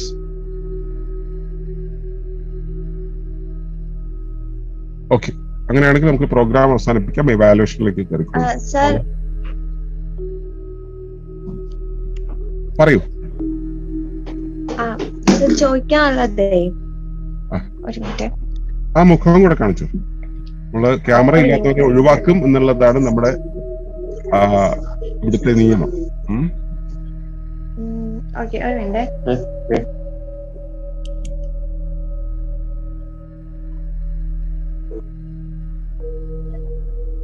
കാണാലോ? കാണാൻ പറഞ്ഞു. ചോദിക്കാനുള്ളത് സാർ, ഇപ്പം എന്തെങ്കിലും ചിന്തകളൊക്കെ ഇങ്ങനെ നമ്മളിങ്ങനെ അലട്ടുന്ന രീതിയിൽ വരികയാണെങ്കിൽ അത് തന്നെ പിന്നെയും അത് ഇങ്ങനെ ഓർത്തിരിക്കണം എന്തുകൊണ്ടായിരിക്കും നമ്മൾ അതിൽ നിന്ന് മാറാൻ നോക്കുമ്പോഴും പിന്നെ അതിൽ തന്നെ പോണേ? നമ്മൾ സെറ്റിൽ ചെയ്യാത്തത് കൊണ്ടാണ് ചിന്തയ്ക്ക് കാരണമായ ഒരു വൈകാരികാവസ്ഥയെ നമ്മൾ സെറ്റിൽ ചെയ്തിട്ടില്ലാത്തത് കൊണ്ടാണ്. നമ്മളിപ്പോ നമ്മുടെ ജീവിതത്തിൽ ഒരു സന്തോഷം ഉണ്ടായി, നമ്മളൊരിക്കലും ആ സന്തോഷം ഉണ്ടായി എന്നുള്ളതിനെ നമ്മൾ ഓർത്തിരിക്കാറില്ല.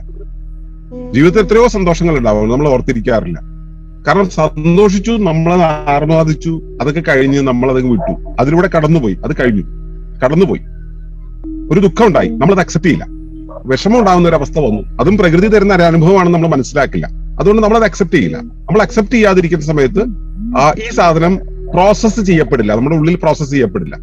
ഇതിന്റെ വരുംവരായികളെ കുറിച്ച്, വീണ്ടും വിചാരങ്ങളെ കുറിച്ചൊക്കെ ഇങ്ങനെ ചിന്തിച്ച് കൂട്ടി ഒരു അവിയൽ പരുവത്തിൽ ഒരു സാധനമാക്കി തലയിൽ തന്നെ സൂക്ഷിച്ചു വയ്ക്കും. അപ്പോ അതിനെ ഉണർത്താൻ പാകത്തിലുള്ള എപ്പോഴൊക്കെ സാഹചര്യങ്ങൾ വരുന്നുവോ അപ്പോഴെല്ലാം ഈ സാധനം ഉണർന്നു വന്നുകൊണ്ടിരിക്കും. അപ്പൊ വീണ്ടും നമ്മൾ ഡിപ്രഷൻ പോലെ അങ്ങനത്തെ അവസ്ഥയിലോട്ട് പോകും. അതെ, അത് കാരണം ഈ ഭാരം പോകുന്നില്ലല്ലോ. നമ്മുടെ ഇമോഷണൽ ബാഗേജ് ആണ് നമ്മളെ തളർത്തുന്ന ഏറ്റവും പ്രധാനപ്പെട്ട സംഭവം. അപ്പോ അത് നമ്മുടെ ഉള്ളിൽ നിൽക്കുന്നിടത്തോളം കാലം ഇതിങ്ങനെ ഇതിന് സിമിലർ ആയിട്ടുള്ള ഏത് സാഹചര്യം വരുമ്പോൾ ഇത് ട്രിഗർ ചെയ്യപ്പെടും. ഉടനെ തന്നെ നമ്മൾ അതിനെക്കുറിച്ച് വ്യാകുലപ്പെടും, വീണ്ടും നമ്മൾ ആ പഴയ ഇമോഷണൽ സ്റ്റേറ്റിലേക്ക് പോകും. അപ്പോ നമുക്ക് ഇതിനെ മറികടക്കാനുള്ള വഴി എന്ന് പറയുന്നത് ഈ ഇമോഷണൽ ബാഗേജിനെ ഒഴിവാക്കുക എന്നുള്ളതാണ്. അതിനാദ്യം വേണ്ടത് അതിന്റെ ഒരു എക്സ്പീരിയൻസിലൂടെ കടന്നു പോകുക. അതായത് ഇപ്പോ നമ്മുടെ ട്രെയിനിങ് പ്രോഗ്രാം ആയിട്ടുള്ള ക്യൂ ലൈഫിൽ അതിനുള്ള പ്രാക്ടീസുകളുണ്ട്. അതിനെ വളരെ എളുപ്പത്തിൽ ചെയ്യാൻ പറ്റുന്ന കാര്യങ്ങൾ എന്ന് പറയുന്നത്, ഇപ്പൊ ഇവിടെ ഇരുന്ന് പറയാൻ പറ്റുന്ന ഞാൻ പറഞ്ഞല്ലോ, ആദ്യത്തെ അറിവിനെ കുറിച്ച് പറഞ്ഞല്ലോ, ഈ കേട്ടറിവ് എന്ന് പറയുന്നത് വെറും കേട്ടുകേൾവി മാത്രമാണ്. അറിയണമെങ്കിൽ അനുഭവിക്കണം, അതിനകത്തൂടെ പോകണം. അതിനകത്തൂടെ പോകുമ്പോൾ മാത്രമേ ഇത് ചെയ്യാൻ കഴിയുള്ളൂ. എങ്കിലും ഇമോഷണൽ ബാഗേജുകൾ ഒഴിവാക്കുക എന്നുള്ളത്, അത് അനുഭവിച്ച ഒരു വ്യക്തിക്ക് ഇപ്പൊ ഒരു ഇൻസിഡന്റ് ഉണ്ടായെന്ന് വെച്ചോ, പുള്ളിക്ക് അതിൽ നിന്ന് ഓവർകം ചെയ്യാൻ പറ്റണില്ല, കുറെ ശ്രമിക്കുന്നുണ്ട്, പല മേഖലയില് ഏർപ്പെടുന്നുണ്ട്, എന്നിട്ടും അത് വിട്ടുപോണില്ല.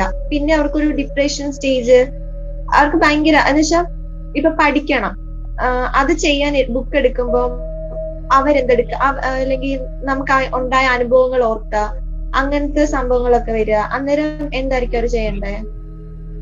ആദ്യം വേണ്ടത് അയാൾക്ക് അതിൽ നിന്ന് റിക്കവർ ആകണം എന്നുള്ള ഒരു പ്രധാനപ്പെട്ട ഒരു അവസ്ഥ ഉണ്ടാവണം. എന്ന് വെച്ചാൽ അയാൾക്ക് അതിൽ നിന്ന് റിക്കവർ ആകണം എന്നുള്ള തോന്നലുണ്ടാവണം.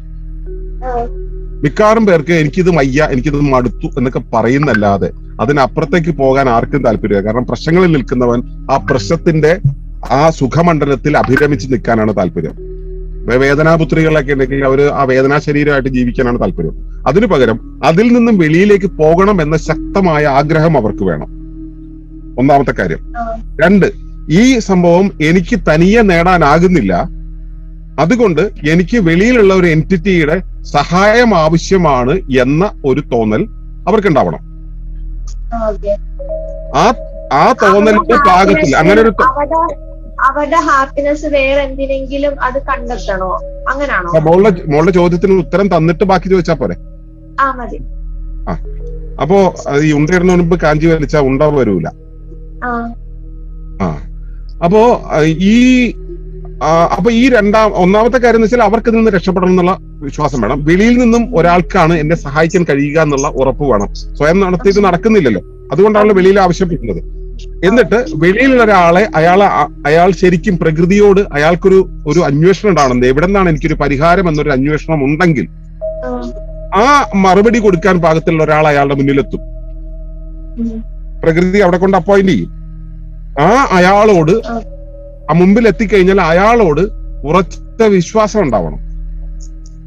ഇപ്പൊ എന്റെ അടുത്ത് ചോദിക്കുന്ന പല ആളുകളും പല ഇത്തരത്തിലുള്ള പല ചോദ്യങ്ങൾ ചോദിക്കുന്നവരും അവരവരുടെ പ്രശ്നം പറഞ്ഞുകൊണ്ടിരിക്കും.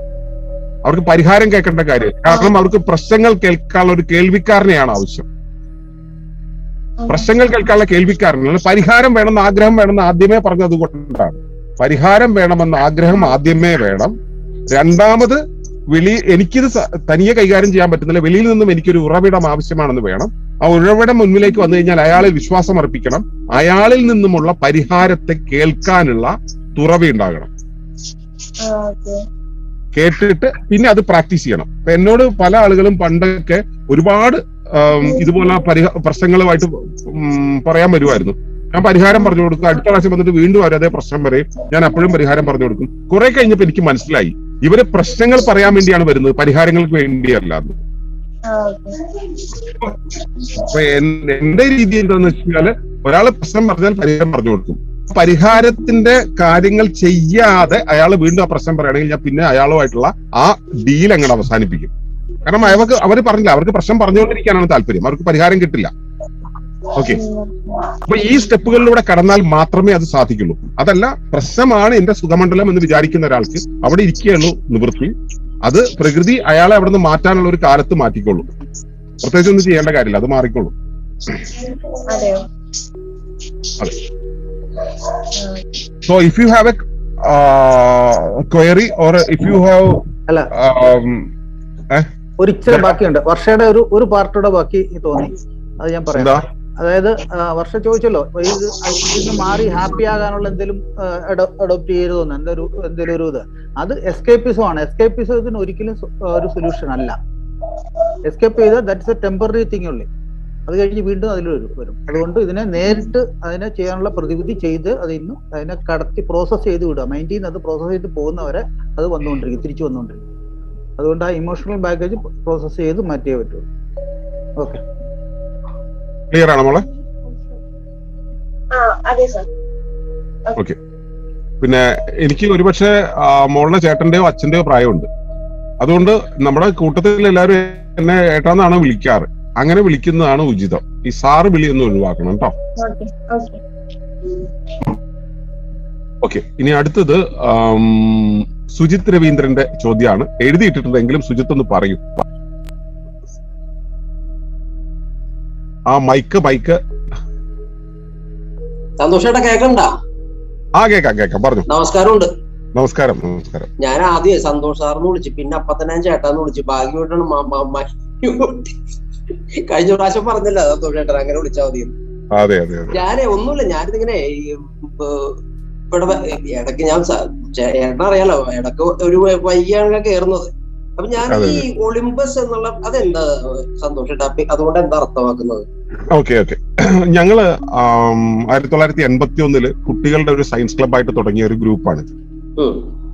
അപ്പോ 86 ഞങ്ങൾ 10ാം ക്ലാസ്സിൽ എത്തുന്നത്, ഞങ്ങളെ കൂട്ടുകാരൊക്കെ. അപ്പൊ ആ കാലത്ത് ഇതൊരു പരിസ്ഥിതി സംഘടനയായിട്ട് മാറിയിട്ടുണ്ടായിരുന്നു. സയൻസ് ക്ലബ്ബ് മാറി പരിസ്ഥിതി ക്ലബ്ബായിട്ട് മാറിയിട്ടുണ്ടായിരുന്നു. അപ്പൊ ആ കാലത്ത് നമ്മള് പ്രശ്നങ്ങൾക്കുള്ള പരിഹാരം പ്രകൃതിയാണെന്ന് നമുക്ക് മനസ്സിലാവുന്നുണ്ട്. അപ്പോ ആ പരിഹാരം എന്നുള്ള സംവിധാനം നമ്മുടെ ഇവിടുത്തെ ലോക്കലായിട്ടുള്ള ഒരു പ്രശ്നത്തിന്റെ പരിഹാരമല്ല, ലോകത്തിന് മൊത്തമുള്ള ഒരു പരിഹാരമാണെന്ന രീതിയിൽ വിശ്വ സംസ്കാരത്തിനുമുള്ള ഒരു പരിഹാരമായിട്ട് ഒരു കാര്യമാണെന്ന് ഞങ്ങൾക്ക് ബോധ്യമായി. അപ്പൊ വിശ്വ സംസ്കാരത്തെ പ്രതിനിധാനം ചെയ്യുന്ന രീതിയിലുള്ള ഒരു പേര് വേണമെന്നുള്ളൊരു ചർച്ച വന്നു. അപ്പോ അന്ന് കാലത്ത് ഗ്രീക്ക് മിത്തോളജിയൊക്കെ നല്ലപോലെ വായിക്കുന്ന ഒരു കൂട്ടത്തിലായിരുന്നു അന്ന്. അപ്പോ ഞാൻ പറഞ്ഞു, അങ്ങനെയാണെങ്കിൽ നമ്മുടെ ഇവിടുത്തെ ദേവരാജനായിട്ടുള്ള ദേവന്മാരുടെ വാസസ്ഥലം പോലെ ഗ്രീക്ക് മിത്തോളജിയിൽ ഒരു വാസസ്ഥലമുണ്ട്, സ്യൂസിന്റെ വാസസ്ഥാനമാണ് ഒളിമ്പസ്. ഒളിമ്പസ് പർവ്വതത്തിന്റെ പേരെടുത്താലോ നമ്മൾ അങ്ങനെ ഞാൻ സജസ്റ്റ് ചെയ്തു. എല്ലാവരും അത് അംഗീകരിച്ചു. നമ്മൾ അങ്ങനെ ഒളിമ്പസ് എന്നുള്ള ഹൗസ് ഓഫ് ഒളിമ്പസ് എന്നുള്ള പേരിൽ നമ്മൾ അങ്ങനെ തുടങ്ങി. പിന്നീട് 1990 ഒളിമ്പസ് ആശ്രമം ഉണ്ടായി. അതിനുശേഷം ഹൗസ് ഓഫ് ഒളിമ്പസ് എന്നുള്ള പേരിൽ 94 നമ്മുടെ കേരളത്തിലെ ആദ്യത്തെ ഇക്കോ കമ്മ്യൂൺ ഉണ്ടായി. അവിടെ വെച്ചുണ്ടായ പ്രകൃതി ദർശനം എന്ന പേരിലാണ് നമ്മുടെ ദർശനത്തെ പിന്നീട് ഒളിമ്പസ് ദർശനം എന്ന് പറയാൻ തുടങ്ങിയത്. ഇപ്പൊ പിന്നെ അങ്ങനെ ഒരു പേരിന് ആവശ്യമുണ്ടോ അല്ലെങ്കിൽ എന്നൊക്കെയുള്ള ചോദ്യങ്ങളൊക്കെ വന്നിട്ടുണ്ട്. എന്റെ പേര് സന്തോഷം എന്നാണ്, എന്റെ അപ്പനമ്മയുടെ പേരാണിത്, ചെറിയ കാലത്ത് കിട്ടിയതാണ്. ഇപ്പൊ ഈ വയസ്സാം കാലത്ത് ഞാൻ പേര് മാറ്റേണ്ട കാര്യമില്ലല്ലോ.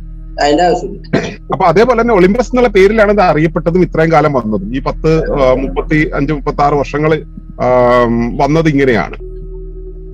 അപ്പോ നമ്മൾ ആ പേര് തന്നെ തുടരുന്നു. ഒളിമ്പസ് ദർശനമെന്നും നമ്മൾ അതിനെ വിളിക്കുന്നു. ക്ലിയർ അല്ലേ? ഞാനേ ഇത് പെട്ടെന്ന് അങ്ങനെ ഈ പേരും ഇതും തമ്മിലേ യാതൊരുവിധ ഒരു മീൻസ് ഒരു അങ്ങോട്ട് ഇതാവുന്നില്ലേ, മാച്ച് ആവുന്നില്ല. അതുകൊണ്ട് ഞാൻ ഏട്ടനടുത്ത് ചോദിച്ചത് എന്തുകൊണ്ടാന്നുള്ളത്. ഓക്കെ, നല്ല ചോദ്യമാണ്. കാരണം പലർക്കും ക്ലാരിഫിക്കേഷൻ കിട്ടാൻ വേണ്ടിയുള്ള ഒരു ചോദ്യമാണ്. ആയിക്കോട്ടെ, നമസ്കാരം. ഇനി സരിതയുടെ ചോദ്യമാണ്. സരിത പറയൂ.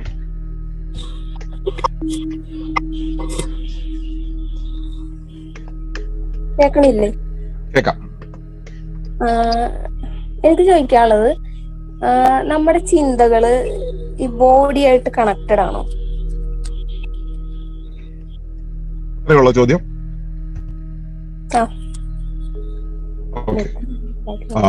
അപ്പൊ ചിന്ത എന്നത് എന്താണെന്ന് ഞാനൊരു മുമ്പ് 2 തവണ പറഞ്ഞു. ഒരിക്കൽ കൂടെ പറയാം. നമ്മുടെ ശരീരം എന്നത് ശരീരം എന്നതിനെയാണ് നമ്മൾ സാധാരണ രീതിയിൽ അറിയുന്നത്, ഭൗതികമായിട്ട് അറിയുന്നത്. അപ്പൊ ശരീരം എന്ന ഇത് എന്റെ ശബ്ദം തന്നെയാണ് അപ്പുറത്ത് കേൾക്കണേ. ഓക്കെ. ശരീരം എന്ന ആ ഒരു സംവിധാനം പ്രവർത്തിക്കുന്നത്, അടിസ്ഥാനപരമായി പ്രവർത്തിക്കുന്നത് ജീവൻ കൊണ്ടാണ്, അല്ലെ? ജീവനുള്ള ശരീരമാണല്ലോ, ജീവനാണല്ലോ ഇതിനെ നിയന്ത്രിക്കുന്നത്, അല്ലെ? ജീവനാണ് ഇതിന്റെ എഞ്ചിൻ. പക്ഷേ എങ്ങനെ തിരിയണം, എങ്ങോട്ട് തിരിയണം, എപ്പോൾ തിരിയണം എന്നുള്ള കാര്യങ്ങൾ തീരുമാനിക്കുന്നത് ഒരു ആസൂത്രണ വ്യവസ്ഥയാണ്, ധർമ്മവ്യവസ്ഥയാണ്. ആ ധർമ്മവ്യവസ്ഥയാണ് നമ്മൾ സാധാരണ മനസ്സെന്ന് പറയുന്നത്. എങ്ങോട്ട് തിരിയണം, ഏത് തരത്തിൽ തിരിയണം എന്നുള്ളതൊക്കെ തീരുമാനിക്കുന്നത് മനസ്സാണ്. അപ്പോൾ ശരീരമുണ്ട്, ജീവനുണ്ട്, മനസ്സുണ്ട്. ഈ ജീവൻ എങ്ങനെ പ്രവർത്തിക്കണം എന്ന് തീരുമാനിക്കുന്നത്, ശരീരം എങ്ങനെ പ്രവർത്തിക്കണം തീരുമാനിക്കുന്നത് മനസ്സാണ്. ഓക്കെ. അപ്പൊ മനസ്സെങ്ങനെയാണ് ഇത് തീരുമാനിക്കുന്നത്? ഇതിനു മുമ്പ് എങ്ങനെയാണ് ഉണ്ടായത്? ഇപ്പൊ എന്താ സ്റ്റേറ്റ്? ഡ്രൈവറുടെ പണി ഇതാണ്. ഡ്രൈവർക്ക് ഇതൊക്കെ അറിയാലോ. മുമ്പില് കണ്ണാടിയുടെ മുമ്പിൽ എന്താ കാണുന്നത്, നമ്മുടെ വണ്ടിയിൽ എത്രത്തോളം കാര്യങ്ങളുണ്ട്, വണ്ടിയുടെ ശേഷി എന്നുള്ള സാധനം വേറെ ഉണ്ട് കേട്ടോ. വണ്ടിക്കുള്ള കപ്പാസിറ്റി എന്നുള്ള എഞ്ചിൻ പവർ ഒക്കെ വേറെ ഉണ്ട്. വണ്ടിയുടെ ശേഷി എന്താ, ഇതിനു മുമ്പ് എങ്ങനെയാ ഉണ്ടായത്, ഇപ്പൊ മുമ്പിൽ എന്താണുള്ളത്, ഇനി എങ്ങോട്ടാ പോകേണ്ടത് എന്നുള്ള കാര്യങ്ങളെല്ലാം ചേർത്ത് വെച്ചിട്ട് ഒരു വിശകലനം നടത്തും. ഈ വിശകലനത്തെയാണ് നമ്മൾ ചിന്ത എന്ന് പറയുന്നത്. അപ്പൊ നമ്മൾ ചിന്തിക്കുന്നു, ആ ചിന്തയ്ക്കനുസരിച്ച് ശരീരം പോകും. പക്ഷെ ചിന്തിക്കുമ്പോ എങ്ങനെയാണെന്നറിയോ? ക്ലാരിറ്റി ഉണ്ടാവണം, കണ്ണാടി ക്ലിയർ ആയിരിക്കണം. ക്ലിയർ ആണെങ്കിൽ ഇതാണ് മുമ്പിൽ കാണുന്നു, ഇതാണ് വിൻഡോ, നമുക്കറിയാം ഇത് വഴിക്കാ പോകേണ്ടത് നമുക്കറിയാം. അപ്പൊ നമ്മൾ ആ വഴി അങ്ങ് ഓടിച്ചു പോകും, ഒരു കുഴപ്പമില്ല. നമുക്കറിയില്ല എങ്ങോട്ടാ പോകേണ്ടതെന്ന്. മുമ്പിൽ ക്ലിയർ ആണ് കാഴ്ച, പക്ഷെ നമുക്കറിയില്ല എങ്ങോട്ട് പോകേണ്ടതെന്ന്. അപ്പൊ നമ്മൾ വണ്ടി നിർത്തി അടുത്തവനോട് ചോദിക്കും എന്താ ചെയ്യേണ്ടത്. വെളിയിൽ നിന്ന് നമ്മൾ സജഷൻ എടുക്കും, എന്താ ചെയ്യേണ്ടതെന്ന് ചോദിക്കും. ഇനി ക്ലാരിറ്റി ഇല്ല, എങ്ങോട്ടാ പോകേണ്ടതെന്ന് അറിയാം, മുമ്പിലുള്ളതിന് ക്ലാരിറ്റി ഇല്ല. എങ്ങോട്ട് പോകണം എന്നുള്ളതിനെ കുറിച്ച് ക്ലാരിറ്റി ഇല്ല, അല്ലെങ്കിലോ മുമ്പിലുള്ള അവസ്ഥയെ കുറിച്ച് ക്ലാരിറ്റി ഇല്ല, അതല്ലെങ്കിലോ ഇതിനു മുമ്പ് നമ്മുടെ കപ്പാസിറ്റി, നമ്മുടെ സാധനങ്ങൾ എന്തൊക്കെയാണെന്നുള്ളതിനെ കുറിച്ച് അതിനൊരു ക്ലാരിറ്റി ഇല്ല. അപ്പോഴൊക്കെ തന്നെ ഈ ചിന്ത എന്നുള്ളത് ഇതാണോ, അതാണോ, മറ്റേതാണോ, അപ്പുറത്തുള്ളതാണോ, വീണ്ടും അതാണോ, ഇതാണോ, ഇങ്ങനെ കൂട്ടിക്കിഴച്ചോണ്ടിരിക്കും. വണ്ടി മുമ്പോട്ട് പോകില്ല, ഒരു പ്രവർത്തനവും നേരെ നടക്കൂല. സാധാരണ രീതിയിൽ ചിന്ത എന്നുള്ളത്, ക്ലാരിറ്റി ഇല്ലാത്തവന്റെ ചിന്ത ഇത്തരത്തിലാണ്. എന്താണ് ചെയ്യേണ്ടതെന്ന് അറിയില്ല. അപ്പോ ഇതാണോ അതാണോ എന്നുള്ളത് ഇങ്ങനെ വിശകലനം ചെയ്തുകൊണ്ടിരിക്കും. ആ വിശകലനമാണ് പ്രശ്നം ഉണ്ടാക്കുന്നത്. അപ്പൊ നമുക്ക് വേണ്ടത് എന്താ വെച്ചാൽ ക്ലാരിറ്റിയാണ്. എന്തെന്ന് വെച്ചാൽ എങ്ങോട്ടാണ് പോകേണ്ടത് എന്നുള്ളതിനെ കുറിച്ചുള്ള ക്ലാരിറ്റി. നമുക്ക് എങ്ങോട്ടാണ് പോകേണ്ടത് എന്നുള്ളത് ആരാ പറഞ്ഞു തരുന്നത്? നമ്മുടെ തോന്നലാണോ അതോ പ്രകൃതിയുടെ ആവശ്യപ്രകാരമാണോ? അതിന് നമ്മുടെ ആന്തരിക ചോദന നമ്മുടെ ഉള്ളിൽ ഒരു ട്രിഗർ ആയിട്ട് ഇങ്ങനെ തന്നുകൊണ്ടിരിക്കും. അത് ഏത് വഴിക്കാണ് പോകേണ്ടതെന്ന് അറിയാനായിട്ട് വെളിയിൽ ഇന്ദ്രിയങ്ങൾ വഴി പ്രകൃതി ആ അനുഭവങ്ങളിലൂടെ അങ്ങോട്ട് പോകുന്നു പറഞ്ഞു തന്നുകൊണ്ടിരിക്കും. ഇതിന് ചെവി കൊടുക്കാനായിട്ടുള്ള ഒരു കാര്യം നമ്മൾ അറിയുകയും അതിലേക്ക് നമ്മളെ നിർത്തിക്കൊടുക്കുകയും ചെയ്ത് ആ വഴിക്ക് പൊക്കോളും. പക്ഷെ ഇതിനു മുമ്പുണ്ടായ ഒരു അനുഭവം, ആ അനുഭവപ്രകാരം ആ വഴി പോയപ്പോൾ കുഴിയായിരുന്നു, ഈ വഴി പോവുകയാണെങ്കിൽ അങ്ങനെ ഉണ്ടായാലോ, അങ്ങനെ ആയാൽ ഇങ്ങനെ ആയാലോ എന്ന രീതിയിൽ വ്യാകുലപ്പെട്ടുകൊണ്ടിരുന്നാൽ, ആന്റിസിപ്പേറ്റ് ചെയ്തുകൊണ്ടിരുന്നിട്ടുണ്ടെങ്കിൽ മുൻപോട്ട് പോക്ക് സാധ്യമാകില്ല. മാത്രമല്ല, നമ്മൾക്ക് ഒരു വ്യാകുലത ഉണ്ടെങ്കിൽ, അവിടെ അങ്ങനെ ഒരു പ്രശ്നമുണ്ടായാലും അവിടെ ചെല്ലുമ്പോൾ പാമ്പുണ്ടെങ്കിലോ എന്ന് നമ്മൾ ആലോചിച്ചാൽ അവിടെ ചെല്ലുമ്പോൾ പാമ്പിനെ കാണും. കാരണം നമ്മൾ എന്താണോ കമ്മ്യൂണിക്കേറ്റ് ചെയ്യുന്നത്, ആവർത്തിച്ച് കമ്മ്യൂണിക്കേറ്റ് ചെയ്യുന്നത്, ഈ സംഭവം പ്രകൃതി നമുക്ക് അനുഭവമായിട്ട് തരും. ഇത് അടുത്ത കുരിശ. അപ്പോ നമ്മൾ എന്താണോ ആന്റിസിപ്പേറ്റ് ചെയ്യുന്നത് അത് നമ്മുടെ മുന്നിലേക്ക് വരും. അപ്പൊ നമ്മൾ ശുഭമായിട്ട് നമ്മളിതിനെ ഭാവന ചെയ്താൽ, ശുഭഭാവന ഉണ്ടെന്ന് വെച്ച് കഴിഞ്ഞാൽ ആ ശുഭകരമായിട്ടത് വർത്തിക്കും എന്നത് അറിയുമ്പോൾ, നമുക്ക് ക്ലാരിറ്റി ഇല്ലാത്തപ്പോൾ, നമുക്ക് എങ്ങോട്ടാ പോകേണ്ടതെന്ന് അറിയുന്നില്ല, ക്ലാരിറ്റി ഇല്ല, അപ്പൊ നമ്മൾ എന്താ ചെയ്യേണ്ടത്? എങ്കിൽ ശുഭകരമായി ഭാവന ചെയ്യാം. അപ്പൊ ആ വഴിക്ക് അങ്ങ് പോകും. ക്ലിയർ ആണോ? അപ്പൊ നമ്മുടെ ഈ കുറെയൊക്കെ ശുഭകരമല്ലാത്ത ചിന്തിക്കണ കാരണം കൊണ്ടാണ് ചില കാര്യങ്ങൾ സംഭവിക്കണേ. അതെ, അതിനും അപ്പുറത്തേക്ക് നമ്മൾ ശുഭകരമായി ചിന്തിച്ചു. പക്ഷെ ഉപരിവ്യവസ്ഥ, പ്രകൃതി നമുക്ക് അപ്പോഴും ശുഭകരമല്ലാത്തതൊന്ന് തന്നുവെങ്കിൽ ഒരു കാര്യം ആലോചിച്ചാൽ മതി. ഞാൻ ചെറിയൊരു കാര്യം പറഞ്ഞിട്ട് അതിലേക്ക് വരാം. മോൾക്ക് ഇതിനു മുമ്പ് ഉണ്ടായ നെഗറ്റീവ് ആയിട്ടുള്ള ഒരു അവസ്ഥയെ ഒരു 2-3 അവസ്ഥകൾ എടുക്കുക. ഈ അവസ്ഥകൾ ഉണ്ടായിട്ടുള്ളപ്പോ നല്ല വിഷമം തോന്നിയിട്ടുണ്ടാവും. പക്ഷെ അതിൽ നിന്ന് പഠിച്ച പാഠങ്ങൾ ഉണ്ടല്ലോ, അതുകൊണ്ട് ജീവിതത്തിൽ പിന്നീട് മെച്ചമേ ഉണ്ടായിട്ടുണ്ടാവുള്ളൂ. പിന്നീട് അതുകൊണ്ടുള്ള അപകടം ഉണ്ടാവില്ല, അതുകൊണ്ട് കൂടുതൽ മെച്ചമേ ഉണ്ടായിട്ടുണ്ടാവുള്ളൂ. എന്ന് വെച്ചാൽ നമുക്കൊരു നെഗറ്റീവ് ആയിട്ടുള്ള ഒരു അനുഭവം ജീവിതത്തിൽ വന്നിട്ടുണ്ടെങ്കിൽ അത് പ്രകൃതി നമുക്ക് തരുന്നത് നമ്മളെ പക്വപ്പെടുത്താൻ വേണ്ടിയിട്ടാണ്. നമ്മളെ പുതിയൊരു കാര്യത്തിലേക്ക് എത്തിക്കാൻ വേണ്ടിയിട്ട്, നമ്മളെ പക്വപ്പെടുത്താൻ വേണ്ടിയിട്ടാണ് പ്രകൃതി അത് തരുന്നത് എന്നത് ബോധ്യമായാൽ വരുന്നത് ഇപ്പോ നമ്മള് ശുഭകരമായി ചിന്തിച്ചു, നെഗറ്റീവായിട്ട് കിട്ടി. അടാ ഞാൻ ഇങ്ങനെ ചിന്തിച്ചിട്ടും അങ്ങനെയാണല്ലോ കിട്ടിയെന്ന് ചിന്തിക്കണ്ട, നെഗറ്റീവായിട്ട് കിട്ടും, അതിനെ അക്സെപ്റ്റ് ചെയ്യുക. നേരത്തെ നമ്മുടെ വർഷ പറഞ്ഞതുപോലെ, ആ വർഷയോട് സംസാരിച്ചപ്പോൾ പറഞ്ഞതുപോലെ, നമ്മൾ അങ്ങനെ നെഗറ്റീവായിട്ട് നമുക്ക് കിട്ടിക്കഴിഞ്ഞാൽ അതിനെ അങ്ങ് സ്വീകരിച്ച് കടത്തിവിടുക. കാരണം ഒരിക്കലും നെഗറ്റീവായിട്ടുള്ള ഒരു കാര്യം പെർമനന്റ് ആയിട്ട് നിൽക്കില്ല. അതിനെ അങ്ങ് സ്വീകരിച്ച് കടത്തി വിട്ടു കഴിഞ്ഞാൽ പ്രകൃതി നമുക്ക് മനസ്സിലായി നമ്മൾ ഓൺ ദ ഗോ ആണെന്ന്, നമ്മൾ പോയിക്കൊണ്ടിരിക്കുകയാണെന്ന്. അതിന്റെ റെലവൻസ് കഴിഞ്ഞു, അതുകൊണ്ട് അത് കഴിഞ്ഞു. പക്ഷെ നമുക്ക് ശുഭകരമായി ഭാവന ചെയ്യാനുള്ള സാധ്യത ഉള്ളത് കൊണ്ട് ശുഭകരമായി വീണ്ടും ചിന്തിച്ചു വന്നു കഴിഞ്ഞാൽ ഈ നെഗറ്റീവായി വന്ന കാര്യം പോലും ഇതിന്റെ കൂടെ ആഡ് ഓൺ ചെയ്തിട്ട് നമുക്ക് പോസിറ്റീവ് ആയിട്ടുള്ള പവർ തരും. മനസ്സിലായില്ലേ? അപ്പൊ ആ രീതിയിൽ ചിന്തിച്ചു പോയാൽ മതി. പക്ഷെ ഇത് അത്ര പെട്ടെന്ന് ഇത് കേൾക്കുമ്പോൾ എളുപ്പമാണ്, പ്രാക്ടീസ് ചെയ്യാൻ കുറച്ച് പ്രശ്നമുണ്ട്. അതിന് പോസിറ്റിവേഷൻ എന്നുള്ള നമ്മുടെ ഒരു ട്രെയിനിങ് ഉണ്ട്, പോസിറ്റിവേഷൻ ട്രെയിനിങ് ഉണ്ട്. ആ പോസിറ്റിവേഷനിൽ കൂടെ കടന്നു പോയാൽ മതി. നമ്മൾ പോസിറ്റിവിറ്റി ചെയ്തുകൊണ്ടേ ഇരുന്ന് കഴിഞ്ഞാൽ നമുക്ക് വളരെ പെട്ടെന്ന് ഏത് ഹഡിൽസ് വരുമ്പോഴും ഏത് ബ്രിഡ്ജസ് വരുമ്പോഴും അതിനെ കടന്ന് അപ്പുറത്തേക്ക് പോകാൻ പറ്റും.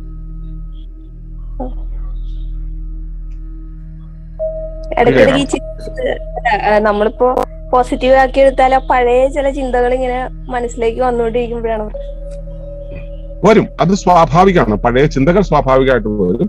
അതിനെന്താന്ന് വെച്ചാൽ ആ ഇമോഷൻസിനെ കടത്തിവിടാൻ നമുക്ക് കഴിയണം. അതിന് ആ അവസ്ഥകൾ ഉണ്ടാക്കി, അതിനൊക്കെ പല ടെക്നിക്സ് ഉണ്ട്. ആ അവസ്ഥകൾ നമുക്ക് നൽകിയ ആളുകളോട് ക്ഷമിക്കുക, ആ അവസ്ഥ നമുക്ക് നൽകിയ സാഹചര്യങ്ങളോട് ക്ഷമിക്കുക, അതിലൂടെ നമുക്ക് അനുഭവങ്ങൾ ഉണ്ടാക്കി തന്ന് നമ്മളെ പക്വപ്പെടുത്തിയ പ്രകൃതിയോട് നന്ദി പറയുക. ഇങ്ങനെ കുറെ പ്രോസസ്സിലൂടെ നമുക്ക് അതിനപ്പുറത്തേക്ക് കടക്കാൻ പറ്റും. പിന്നെ ചില കാര്യങ്ങളൊന്നും അത്ര പെട്ടെന്നും പോവില്ല. അതിന് വേറെ ചില ടെക്നിക്സ് ഉണ്ട്. ആ ടെക്നിക്സ് ഉപയോഗിച്ചിട്ട് ഇപ്പൊ നമ്മൾ ഉപയോഗിക്കുന്ന ഇന്റർമീഡിയറ്റ് മെഡിറ്റേറ്റീവ് സ്ക്രിപ്റ്റിംഗ് എന്നൊക്കെ പറയുന്ന ചില പ്രോസസ്സുകളുണ്ട്. ആ പ്രോസസ്സുകൾ വഴി അതിനെ അങ്ങ് കടത്തിക്കളയാൻ കഴിയും. അപ്പോ നമുക്ക് എന്താ വെച്ചാൽ ഇത് ഭാരമായിട്ടിരിക്കില്ല, ഓർമ്മ മാത്രമായിരിക്കും. ഓർമ്മയാകുന്നത് ഭാരമാകുമ്പോഴാണ് നമുക്ക് പ്രശ്നം. നമ്മളിപ്പോ ചെറിയ കാലത്ത് നമ്മൾ വീണിട്ടുണ്ട്, വീഴ്ചയുടെ ഓർമ്മയും ഉണ്ടാവും. പക്ഷെ വീഴ്ച നമുക്കൊരു ദുരനുഭവം ആവില്ല. വീണുന്നിട്ട് ഞാൻ എഴുന്നേറ്റ് നടന്നു, എന്റെ കയ്യും കാലൊക്കെ പൊട്ടിയെന്നാലും ഞാൻ എഴുന്നേറ്റ് നടന്നു എന്ന് പറയുന്ന രസകരമായ ഒരു ഓർമ്മയായി മാറും. ഓക്കെ, അതില് സരിതയുടെ ക്വസ്റ്റ്യൻ ഒരു പാർട്ടോട് എനിക്ക് തോന്നി. അതായത് ഇതുപോലെ വ്യാകുലപ്പെട്ടുകൊണ്ടിരുന്നാല്, അതായത് ആ വ്യാകുലപ്പെട്ട ചിന്തകള് നമ്മൾക്ക് ഫിസിക്കലി എന്തെങ്കിലും പ്രോബ്ലം ഉണ്ടാക്കുക എന്നുള്ളൊരു പാർട്ടോട് എനിക്ക് തോന്നി. അതിൻ്റെ അകത്ത് അത് തീർച്ചയായും ഉണ്ടാകും. കാരണം ഇത് ഹോർമോൺസ്, സ്ട്രെസ് ഹോർമോൺസ് എന്ന് പറഞ്ഞ കുറെ ഇതുണ്ട്. ആ നെഗറ്റിവിറ്റി ഉണ്ടാക്കുന്ന ഹോർമോൺസ് അത് ഫിസിയോളജിക്കലി അത് ബാധിക്കും. അത് സയൻസിൽ നല്ലപോലെ പ്രൂവ് ചെയ്തിട്ടുള്ളതാണ്. അതുകൊണ്ട് അത് എത്രയും പെട്ടെന്ന് ഇതിൽ നിന്ന് മാറിയെടുക്കണം എന്നുള്ളൊരു തോന്നൽ വേണം. അതിൻ്റെ ആയിട്ടുള്ള ഒരു പറഞ്ഞ പോലെ ശരിക്കും ഒരു സ്ട്രോങ് ഇന്റൻഷൻ വേണം. അതിനുള്ള മാർഗം തന്നെ തെളിഞ്ഞു വരുന്നത്. അപ്പൊ അതിനായിട്ട് അന്വേഷിക്കുക. ഓക്കെ, ക്ലിയർ ആണോ മോളെ? അതെ. എന്റെ നമ്പർ ഞാനിവിടെ എഴുതുന്നുണ്ട്, എന്നെ ഒന്ന് വിളിക്കൂട്ടോ നാളെ.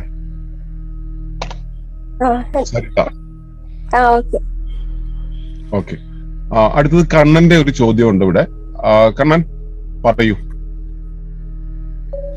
അല്ല, ഈ പ്രകൃതിയുടെ ആ ഒരു പ്രോസസ് അതിനെ എങ്ങനെ ട്രസ്റ്റ് ചെയ്യേണ്ടതെന്ന്. കാരണം എന്ന് വെച്ചാൽ നേരത്തെ പറഞ്ഞ എല്ലാം പ്രകൃതി തന്നെയാണ്. ഇപ്പം വർഷയുടെ കാര്യത്തിൽ പറഞ്ഞായിരുന്നു. ഇപ്പൊ ഈവൻ ഒരാൾക്ക് അത് എങ്ങനെയും മാറ്റിയെടുക്കണമെന്നുണ്ടെങ്കിൽ ആ ഒരു ആഗ്രഹം ഉണ്ടെങ്കിൽ പ്രകൃതി നമുക്ക് അതിൻ്റെതായിട്ടുള്ള ഓപ്ഷൻ തരും, അല്ലെങ്കിൽ ഒരാളെ നമുക്ക് അതായിട്ട് മുട്ടിച്ചു തരുമെന്ന് പറഞ്ഞായിരുന്നു. പക്ഷെ ഇപ്പൊ നമ്മളത് വിചാരിക്കുക എന്റെ ഇത് മാറും എന്ന് ഞാൻ കുറച്ച് വിശ്വസിക്കുക. എന്നിട്ട് നമുക്ക് ഈവൻ നെഗറ്റീവ് ആയിട്ടായിരിക്കും ചിലപ്പോൾ റിസൾട്ട് വരുന്നതെങ്കിലോ അതെങ്ങനെ അതിനെ ഫേസ് ചെയ്യണം, അല്ലെങ്കിൽ എങ്ങനെ ആ പ്രകൃതിയുടെ ആ ഒരു പ്രോസസ്സ് ഹാൻഡിൽ ചെയ്യണമെന്നൊരു ഐഡിയ ഇല്ല. അതുകൊണ്ട് ചോദിച്ചത് എങ്ങനെയാണ് ട്രസ്റ്റ് ചെയ്യേണ്ടതെന്ന് ചോദിച്ചാല്, നമ്മള് പ്രകൃതിയുടെ അകത്താണ്, പ്രകൃതിയുടെ ഭാഗമായിട്ടാണ് നിൽക്കുന്നത് എന്ന ഘടനയെ അറിയുക എന്നതാണ് ആദ്യത്തെ കാര്യം. അതിന്റെ പ്രവർത്തനത്തിന്റെ ഭാഗമായി അതിന്റെ ഒരു ചെറിയ മെക്കാനിസം മാത്രമാണ് ഞാൻ എന്നുള്ളത് അറിയുകയാണ് ആദ്യം വേണ്ടത്. അതിനു പകരം ഞാൻ അധീശനാണെന്നും പ്രകൃതി എന്റെ കാൽക്കീഴിലാണ് നിൽക്കുന്നതെന്നും വിചാരിക്കുന്ന ഒരാൾക്ക് ഒരിക്കലും ഇത് മനസ്സിലാവില്ല. പ്രകൃതിയാണ് ഇതെല്ലാം കൈകാര്യം ചെയ്യുന്നത് എന്ന് അറിഞ്ഞു പോകും തോറും നമുക്ക് വളരെ ക്ലാരിറ്റി ഉണ്ടാവും. പ്രകൃതിയാണ് ഇതെല്ലാം നടപ്പിലാക്കുന്നത്. അതിന് ആദ്യം നിരീക്ഷണം വേണം, മനസ്സ് തുറക്കണം. മനസ്സ് തുറക്കുകയും ഒക്കെ വേണ്ടി വരും. സത്യത്തിൽ അവിടെയൊക്കെ പ്രധാനമായിട്ടും വരുന്നത്, ഞാൻ ഗുരു മണിയേട്ടന്റെ ശിഷ്യനാണ്. ഗുരുവിന്റെ അടുത്തേക്ക് എത്തിച്ചെന്നപ്പോ അദ്ദേഹം തരുന്ന വഴികൾ, അദ്ദേഹം നമുക്ക് കാണിച്ചു തരുന്ന കൈ, അതിൽ പിടിച്ചു കഴിഞ്ഞാൽ പിന്നെ കാര്യങ്ങളെല്ലാം ക്ലിയർ ആണെന്ന് നമുക്ക് നല്ലപോലെ ബോധ്യം വന്നു. അപ്പോ ആ ഗുരുവിങ്കലൊക്കെ എത്തുന്ന സമയത്ത് അത് നമുക്ക് വഴി കാണിച്ചു തരുന്ന ഉറപ്പ് നമുക്ക് കിട്ടിക്കഴിഞ്ഞാൽ പിന്നെ അതിലങ്ങ് ട്രസ്റ്റ് ചെയ്യുക എന്നുള്ളതാണ്. അതിൽ ട്രസ്റ്റ് ചെയ്ത് എങ്ങനെയാണ് ട്രസ്റ്റ് ചെയ്യേണ്ടത് ചോദിച്ചാൽ, ഈ ബൈബിളിൽ പറയുന്ന ഒരു വാചകമുണ്ട്, കാണാത്തതിന്മേലുള്ള ഉറപ്പാണ് വിശ്വാസം എന്ന്. അതുപോലെ നമുക്ക് വിശ്വസിക്കാൻ പറ്റണം. കുഞ്ഞുങ്ങളെ ആകാശത്തേക്ക് ഇങ്ങനെ ഇടുക, അത് കുഞ്ഞ് എന്താ ചെയ്യുക? ഞാൻ എന്റെ ഭൂമിയിൽ നിന്നുള്ള പിടിവിട്ടു പോയി, ഇയാൾ എന്നെ പിടിച്ചിട്ടില്ല എന്ന് പറഞ്ഞ് കരയോ? കരയുന്നുണ്ടെങ്കിൽ അത് ചെറുപ്പത്തിലെ ഭയപ്പെടുത്തി വളർത്തിയ കുട്ടിയായിരിക്കും. സാധാരണ കുട്ടികൾ കരയില്ല, അവർ ചിരിക്കും. കാരണം ദേ ഹാവ് ദ ട്രസ്റ്റ്. അവര് ട്രസ്റ്റ് ചെയ്യുന്നുണ്ട്, നമ്മളെ ട്രസ്റ്റ് ചെയ്യുന്നുണ്ട്, നമ്മൾ പിടിക്കുമെന്നുള്ള ട്രസ്റ്റ് ഉണ്ട്. ഒരുപക്ഷെ അതിലേക്ക് എത്തുക പോലും ചെയ്യാത്ത കുട്ടികളാണെങ്കിൽ അവരുടെ ആ അവസ്ഥയെ, അവരുടെ ആനുഭൂതികമായിട്ടുള്ള അവസ്ഥയെ അവര് എൻജോയ് ചെയ്യുകയാണ് ചെയ്യുന്നത്. അതുപോലെ നമ്മൾ പ്രകൃതിയിലേക്ക്, ഗുരുവിന്റെ കയ്യിലൂടെ പ്രകൃതിയിലേക്ക് നമ്മളെ എറിഞ്ഞു കൊടുക്കുക. നമ്മളെ എറിഞ്ഞു കൊടുത്തു കഴിയുമ്പോൾ നമ്മളെ വിട്ടേക്കണം. നമ്മളെ അങ്ങ് വിട്ടുകൊടുത്തു കഴിഞ്ഞാൽ പിന്നെ ബാക്കിയുള്ളത് അവിടെ നടന്നുകൊള്ളും. അത് ഓട്ടോമാറ്റിക് ആയിട്ട് നടക്കുന്ന ഒരു പ്രോസസ്സാണ്. പിന്നെ ഈ മിസ്ട്രസ്റ്റോ ഡിസ്ട്രസ്റ്റോ ഒക്കെ ഉള്ള അവസ്ഥ നമ്മുടെ ഉള്ളിൽ ഉണ്ടാകുന്നത് ലോകം മുഴുവൻ ഭീതിതമായിട്ടുള്ള ഒരു അവസ്ഥയാണെന്ന് കരുതുന്നത് കൊണ്ടാണ്. ലോകം മുഴുവൻ പ്രശ്നങ്ങളാണെന്ന് കരുതുന്നതൊക്കെ കൊണ്ടാണ്. അപ്പോ ഈ ഒരു അവസ്ഥയിലേക്ക് മാറണമെങ്കിൽ ആദ്യം ചെയ്യേണ്ട കാര്യം എന്ന് വെച്ചാൽ പത്രം കാണുന്ന, TV കാണുന്ന, സോഷ്യൽ മീഡിയ കാണുന്നത് ആദ്യം നിർത്തുക. അപ്പൊ തന്നെ ലോകം മുഴുവൻ പ്രശ്നത്തിലാണെന്നുള്ള ഒരു അവസ്ഥയിൽ നിന്നും മാറും.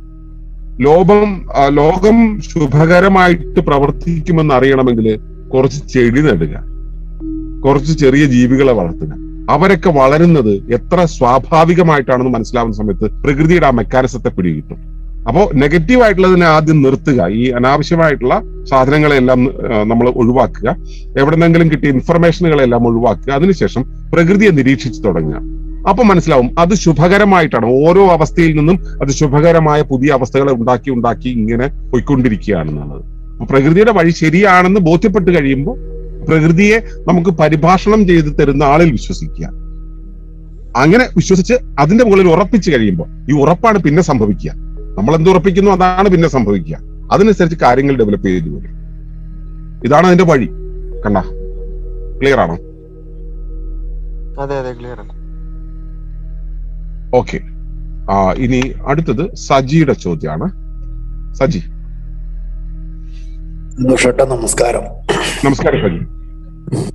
എനിക്കൊരു സംഭവത്തെ കുറിച്ചാണ് ഒരു കാര്യം ചോദിക്കാനുള്ളത്. അതായത് കുറെ വർഷങ്ങൾക്ക് മുന്നേ ഞാൻ തൃശ്ശൂരായിരുന്നല്ലോ താമസിച്ചിരുന്നത്. കുറെ വർഷങ്ങൾക്ക് മുന്നേ ഈ വക്കത്ത് ഉണ്ടായിരുന്ന ഒരു കുടുംബത്തിൽ സംഭവിച്ചൊരു കാര്യമാണ്. അവരൊരു കൂട്ടുകുടുംബമാണ്. അവിടെ ഒരു കൂട്ടുകുടുംബത്തിലെ ഒരു വീട്ടിലെ ഒരു മകൻ മരിച്ചു. ഒരു 8ാം ക്ലാസ്സിലോ 9ാം ക്ലാസ്സിലോ പഠിക്കുമ്പോഴാണ് ആള് മരിച്ചത്. അതെങ്ങനെയാന്ന് വെച്ചാല് ആള് ഒരു ബന്ധുവിന്റെ വീട്ടിലെ കല്യാണത്തിന് പോയി. അവിടെ രാത്രി മുഴുവൻ ജോലി ചെയ്തു. പുലർച്ചെ എല്ലാവരും കൂടി കുളിക്കാൻ പോയതാണ് കുളത്തില്. അങ്ങനെ ഇവന് നീന്തലൊന്നും അറിയില്ല. അങ്ങനെ ഈ കുട്ടി മുങ്ങി മരിച്ചു. അപ്പൊ ആ വീട്ടിലാണെങ്കിൽ ആണായിട്ട് ഇവനും ഇവന്റെ അപ്പനും മാത്രമേ ഉള്ളൂ. ബാക്കി എല്ലാ സ്ത്രീകളാണ്. കൂട്ടുകുടുംബമാണ്. ഒരു 10-12 അംഗങ്ങളുള്ള കൂട്ടുകുടുംബം. അപ്പൊ അവർക്ക് താങ്ങാവുന്നതിലും വളരെ വലിയൊരു ഷോക്കായി ഈ കാര്യം. അപ്പോ തലേദിവസം കല്യാണ വീട്ടിലേക്ക് പോയ പയ്യൻ തിരിച്ചു വരുന്നത് ഡെഡ് ബോഡി ആയിട്ടാണ്. എല്ലാവർക്കും വളരെ വിഷമായി. അങ്ങനെ ശവടക്കും ഇതൊക്കെ കഴിഞ്ഞു. സ്ഫോടനം ചെയ്ത ശവശരീരം അവിടെ വെച്ചിട്ട്. അപ്പൊ ഞങ്ങൾക്ക് എല്ലാവർക്കും വളരെ വിഷമായി. അതങ്ങനെ മാറി. പക്ഷെ അതിനുശേഷം ഇവന് ഒരു അനിയത്തിയുള്ളത്. ആ പെൺകുട്ടിക്കും ഇവന്റെ അമ്മയ്ക്കും വർഷങ്ങളോളം ഈ ഒരു കാര്യം അവര് മനസ്സിന്ന് പോകുന്നില്ല. വർഷങ്ങളോളം അവർക്ക് തന്നെ ഒന്നും ചെയ്യാൻ പറ്റുന്നില്ല. ഭക്ഷണം കഴിക്കാൻ തോന്നുന്നില്ല. വീട്ടിലെ ജോലി ചെയ്യാൻ തോന്നുന്നില്ല. മറ്റേ അനിയത്തിക്കാണെങ്കിൽ സ്കൂളിൽ പോകാൻ പറ്റുന്നില്ല. അങ്ങനെ വളരെയധികം അവര് ബുദ്ധിമുട്ടി. അവരൊരു ഡിപ്രഷനിലേക്കൊക്കെ പോകാൻ തുടങ്ങി. കുളിക്കാൻ തോന്നണില്ല അവർക്ക്. അങ്ങനെ എന്റെ അയൽവക്കത്ത് തന്നെയാണ്. അങ്ങനെ ഡിപ്രഷനിലേക്കൊക്കെ അവര് പോയി. അപ്പൊ ഞാൻ അവരായിട്ട് കണ്ടിങ്ങനെ സംസാരിച്ചു. ഞാൻ പറഞ്ഞു, നിങ്ങൾ ഏതെങ്കിലും ഹോസ്പിറ്റലിലേക്ക് അവിടെ ഇതുണ്ടാവും, സൈക്കോളജിസ്റ്റുകൾ ഉണ്ടാവും, അവിടെ ചെന്നിട്ടൊരു കൗൺസിലിംഗ്. കാരണം ജീവിതത്തിൽ ആർക്കും ഇങ്ങനത്തെ പ്രശ്നങ്ങൾ സംഭവിക്കാം. പരീക്ഷയിൽ തോൽവി, അതുപോലെ തന്നെ ഭർത്താവിന്റെ അല്ലെങ്കിൽ ഭാര്യയുടെ മരണം, വളരെ വലിയ സാമ്പത്തിക ബാധ്യത, അല്ലെങ്കിൽ ക്യാൻസർ പോലെ ഗുരുതരങ്ങളായ അസുഖങ്ങൾ വരിക, ഇങ്ങനത്തെ അടുത്ത ആളുകളുടെ മരണം, അതൊക്കെ ആർക്ക് വേണമെങ്കിലും എപ്പോ വേണമെങ്കിലും സംഭവിക്കാവുന്നതാണ്. പക്ഷെ കുറച്ചു കാലം, ഒരു 6-7 മാസം കഴിഞ്ഞാൽ നമ്മൾ സ്വയം റിക്കവർ ആവേണ്ടതാണ്. പലർക്കും അങ്ങനെ ആവാൻ പറ്റില്ലെങ്കിൽ നിങ്ങൾ സൈക്കോളജിസ്റ്റ് അവർക്ക് വേണ്ട കൗൺസിലിംഗ് തരും. അത് അവരുടെ കൗൺസിലിംഗ് കൊണ്ട് നിന്നില്ലെങ്കിൽ അവര് പക്ഷെ സൈക്യാട്രിസ്റ്റിന്റെ അടുത്തേക്ക് വിടും. അവിടെ ചിലപ്പോൾ ഒരു 2-3 മാസം മരുന്ന് കഴിക്കേണ്ടതായിട്ട് വരും. അങ്ങനെയാണ് അതിന്റെ പ്രോസസ് എന്ന് ഞാൻ അവരോട് പറഞ്ഞു. പക്ഷെ അവര് പോയില്ല. പോവാനുള്ള മാനസികാവസ്ഥ പോലും അവർക്കില്ല. ആകെ കൂടിയൊരു ഭയവും ഇതൊക്കെയായിട്ട് അങ്ങനെ വല്ലാത്തൊരു മാനസികാവസ്ഥയിലായിരുന്നു. പക്ഷെ പിന്നീട് അവരുടെ ഒരു ബന്ധു അവരെ ഒരു സൈക്കോളജിസ്റ്റിന്റെ അടുത്തേക്ക് കൊണ്ടുപോയിട്ട് 2 പേര് രക്ഷപ്പെട്ടു. ഇവന്റെ അനിയത്തിയും ഇപ്പൊ കല്യാണമൊക്കെ കഴിഞ്ഞ് സുഖമായിട്ട് ജീവിക്കുന്നുണ്ട്. അവന്റെ അമ്മയും ഇപ്പൊ പ്രായമായി, അവർക്ക് വേറെ പ്രശ്നങ്ങളൊന്നുമില്ല. അപ്പൊ എന്റെ 1-2 സംശയങ്ങൾ എന്താന്ന് വെച്ചാല്, നമ്മുടെ ഇപ്പോഴത്തെ വിദ്യാഭ്യാസ രീതിയാണ്. ഇപ്പൊ സാധാരണ പണ്ട് കാലത്തൊക്കെ നമ്മൾ മരുന്നും മന്ത്രം എന്ന് പറയാം. ആയുർവേദത്തിലൊരു മരുന്നുണ്ടാക്കണമെങ്കിൽ ഒരു പ്രത്യേക ദിവസം പഥ്യം ഒക്കെ എടുത്തതിന് ശേഷം ഇന്ന ചെടിയിലെ വടക്കോട്ട് പോയ വേര് ഉരിയാടാതെ വെട്ടിയെടുത്തു എന്നൊക്കെ പറഞ്ഞിട്ട് മരുന്നിന്റെ ഉണ്ടാക്കുന്ന പ്രോസസ്സിനേക്കാൾ കൂടുതൽ മന്ത്രങ്ങൾ ചൊല്ലിട്ട് തയ്യാറാക്കുക. അപ്പൊ ആ ഒരു അവസ്ഥ നമ്മൾ കുറെ സമൂഹം പുരോഗമിച്ച് ഈ അലോപ്പതി ഒക്കെ വന്നു ഒരുവിധം കൃത്യമായിട്ടുള്ള മരുന്ന്, ആയുർവേദമായാലും അവരൊക്കെ കുറെ പരിഷ്കരിച്ചു. അങ്ങനെ കുറെയൊക്കെ മെച്ചപ്പെട്ട ഒരു ആരോഗ്യ രംഗം നമ്മുടെ കേരളത്തില്, പ്രത്യേകിച്ചും കേരളത്തിലുണ്ട്. വടക്കേ ഇന്ത്യയിൽ ഇപ്പോഴും മന്ത്രം ഇതൊക്കെ ഉണ്ടെന്ന് കേട്ടിട്ടുണ്ട്. വ്യാജ ഡോക്ടർമാരും കണ്ടന്മാരുണ്ട്. ഇപ്പൊ കേരളം ഒരുവിധം ഒരു പുരോഗമിച്ച രാജ്യത്തിന്റെ നിലവാരത്തിനൊപ്പമാണെന്നാണ് പലരും പറഞ്ഞു കേൾക്കുന്നത്. ഇപ്പൊ കുഴപ്പമില്ല, ഇവിടെ ഒരുപാട് ഹോസ്പിറ്റൽസും വ്യാജ ഡോക്ടർമാരും അങ്ങനെ തീരെയില്ല.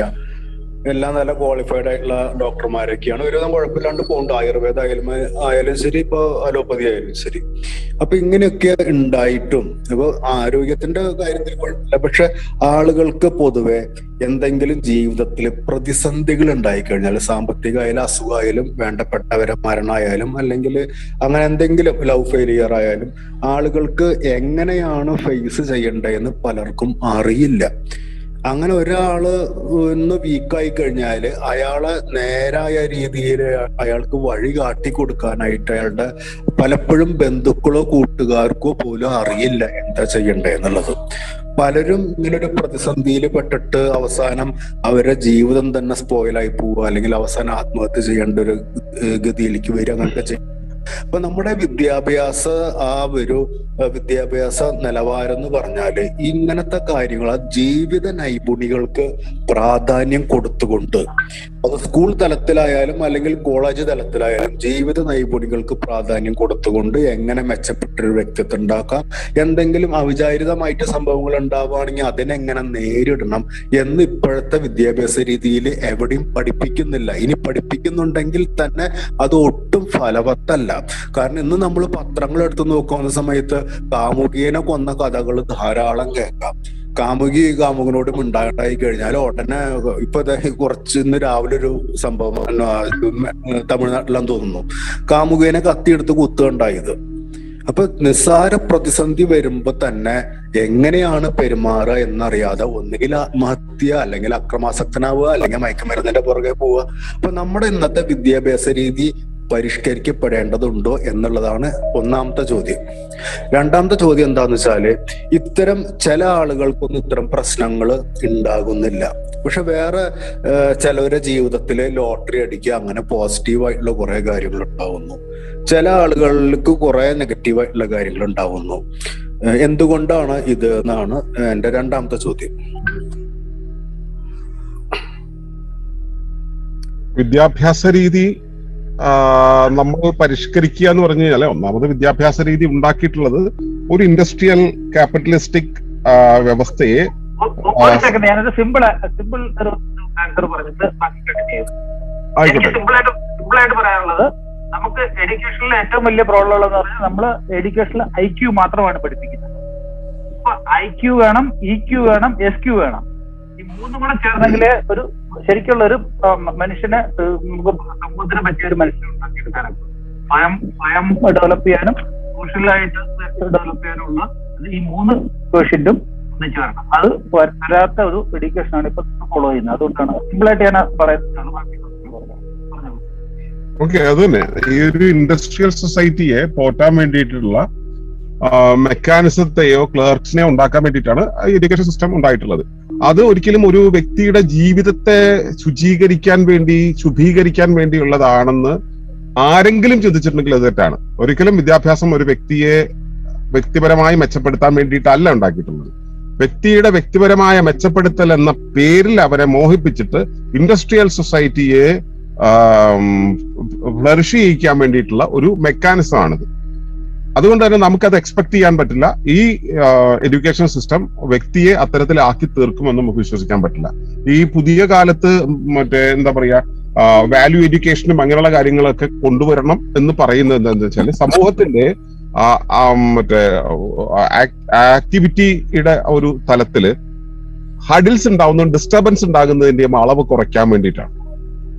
അല്ലാതെ ഇത് ആളുകൾ മൂല്യവത്തായി ജീവിക്കണം എന്ന് പറയുമ്പോൾ ഈ മൂല്യ വിദ്യാഭ്യാസത്തെ സജസ്റ്റ് ചെയ്യുന്ന ആളുകൾക്ക് എന്തുകൊണ്ട് അവരുടെ ഗവേണൻസിന്റെ കാര്യത്തിൽ മൂല്യങ്ങൾ കൊണ്ടുവന്നുകൂടാ? എന്തുകൊണ്ട് അവിടെ എത്തിക്കലായിട്ടുള്ള കാര്യങ്ങൾ വന്നുകൂടാ എന്നുള്ളതും കൂടെ നമ്മൾ കൂട്ടി വായിക്കേണ്ടതുണ്ട്. അതുകൊണ്ട് തന്നെ ഈ എഡ്യൂക്കേഷൻ സിസ്റ്റത്തെ ഡെവലപ്പ് ചെയ്യുന്ന ആളുകളുടെ കൺസേൺ അല്ല ഇവിടെ വാല്യൂ ഉണ്ടാവുക എന്നുള്ളതും, ആളുകൾ അവരുടെ എന്താ പറയുക സോഫ്റ്റ് സ്കിൽസിന്റെയോ അല്ലെങ്കിൽ അവരുടെ ലൈഫ് മാനേജ്മെന്റിന്റെയോ കാര്യത്തിലോ ഇമോഷണൽ ഇന്റലിജൻസിന്റെ കാര്യത്തിലോ അവർ സ്കിൽഡ് ആവുക എന്നുള്ളത് അവരുടെ കൺസേൺ അല്ല. So they won't do that, they won't make that. മാത്രമല്ല, ഇവിടെ ഇഷ്യൂസ് ഉള്ളപ്പോഴാണ് അവരുടെ ഇൻഡസ്ട്രിയിൽ നിന്നും പഠിച്ചു വരുന്ന, താങ്കളും നേരത്തെ പറഞ്ഞതുപോലെയുള്ള വ്യാജന്മാരല്ലാത്ത ഓത്തറൈസ്ഡ് ആയിട്ടുള്ള മനഃശാസ്ത്രജ്ഞന്മാർക്കും ഒക്കെ പണിയുണ്ടാവുക. ഇവിടെ കുറെ കൊളാപ്സുകൾ ഉണ്ടാകുമ്പോഴാണ്, കുറെ പ്രശ്നങ്ങൾ ഉണ്ടാകുമ്പോഴാണ് ഇൻഡസ്ട്രിക്ക് മുന്നോട്ട് പോകാൻ കഴിയുക. ഇവിടെ പ്രശ്നങ്ങളില്ല, എല്ലാ കാര്യങ്ങളും വളരെ സ്മൂത്ത് ആയിട്ട് പോകുന്ന ഒരു സംവിധാനമാണെങ്കിൽ ഇൻഡസ്ട്രിയുടെ കാര്യത്തിൽ, ഇൻഡസ്ട്രി എന്ന് വെച്ച് കഴിഞ്ഞാൽ പ്രത്യേകിച്ച് മെഡിക്കൽ ഇൻഡസ്ട്രിയുടെ ഒന്നും കാര്യത്തിൽ ഒരു ബിസിനസ്സും നടക്കില്ല. അതുകൊണ്ട് തന്നെ അവരതിനെ പ്രൊമോട്ട് ചെയ്യില്ല. പിന്നെ പ്രൊമോട്ട് ചെയ്യപ്പെടേണ്ടതല്ലേ എന്ന് ചോദിച്ചു കഴിഞ്ഞാൽ അത് പീപ്പിൾ ഓറിയന്റഡ് ആയിട്ടുള്ള കാര്യമാണ്. ജനകീയമായ പക്ഷത്ത് നിന്നും നോക്കുന്ന സമയത്ത് അത് അങ്ങനെ വേണം. അതൊരു രാജാവിനാണ് ചെയ്യാൻ പറ്റുക. അതൊരിക്കലും ഇവിടുത്തെ ഒരു ഭരണ സംവിധാനത്തിന്, ഒരു ഫെഡറൽ ഭരണ സംവിധാനത്തിന് അതൊരിക്കലും ചെയ്യാൻ കഴിയില്ല. അത് അവരുടെ കൺസേൺ അല്ല, അവരുടെ നീഡല്ല, മാത്രമല്ല അത് അവർക്ക് എതിരാണ് താനും. ഇതാണ് ആദ്യത്തെ ചോദ്യത്തിനുള്ള എനിക്കുള്ള ഉത്തരം. രണ്ടാമത്തെ ചോദ്യം എന്തായിരുന്നു? അതായത് ചിലരുടെ ജീവിതത്തിൽ അത് പക്ഷേ നമ്മള് അറിയാഞ്ഞിട്ടായിരിക്കാം. അപ്പൊ ചിലരുടെ ജീവിതത്തിൽ ഇപ്പൊ ഞാൻ മനസ്സിലായി. അതായത് ചിലരുടെ ജീവിതത്തിൽ പോസിറ്റീവായി സംഭവിക്കുന്നു, മറ്റു ചിലരുടെ ജീവിതത്തിൽ നെഗറ്റീവായി സംഭവിക്കുന്നു. അതായത് ചോദിക്കാനുള്ള കാരണം ഇതും കൂടിയാണ് സന്തോഷം. അതായത് 2 ദിവസം പത്രത്തിൽ വായിച്ചു, ഒരാൾക്ക് ഒരു ലോട്ടറി എടുത്തപ്പോ 500 രൂപ അടിച്ചു, വീണ്ടും ഒരു ലോട്ടറി എടുത്തപ്പോ വീണ്ടും 500 രൂപ അടിച്ചു. പിന്നെ അതുകൊണ്ട് കിട്ടിയ പൈസ കൊണ്ട് ലോട്ടറി എടുത്തപ്പോ അതിൽ നിന്ന് അടിച്ചത് 1 കോടി രൂപയാണോ? അപ്പൊ എന്തുകൊണ്ടാണ് അപ്പൊ പത്രത്തിലൊക്കെ ഉണ്ടായിരുന്നു, ഫോട്ടോ ഒക്കെ ഉണ്ടായിരുന്നു.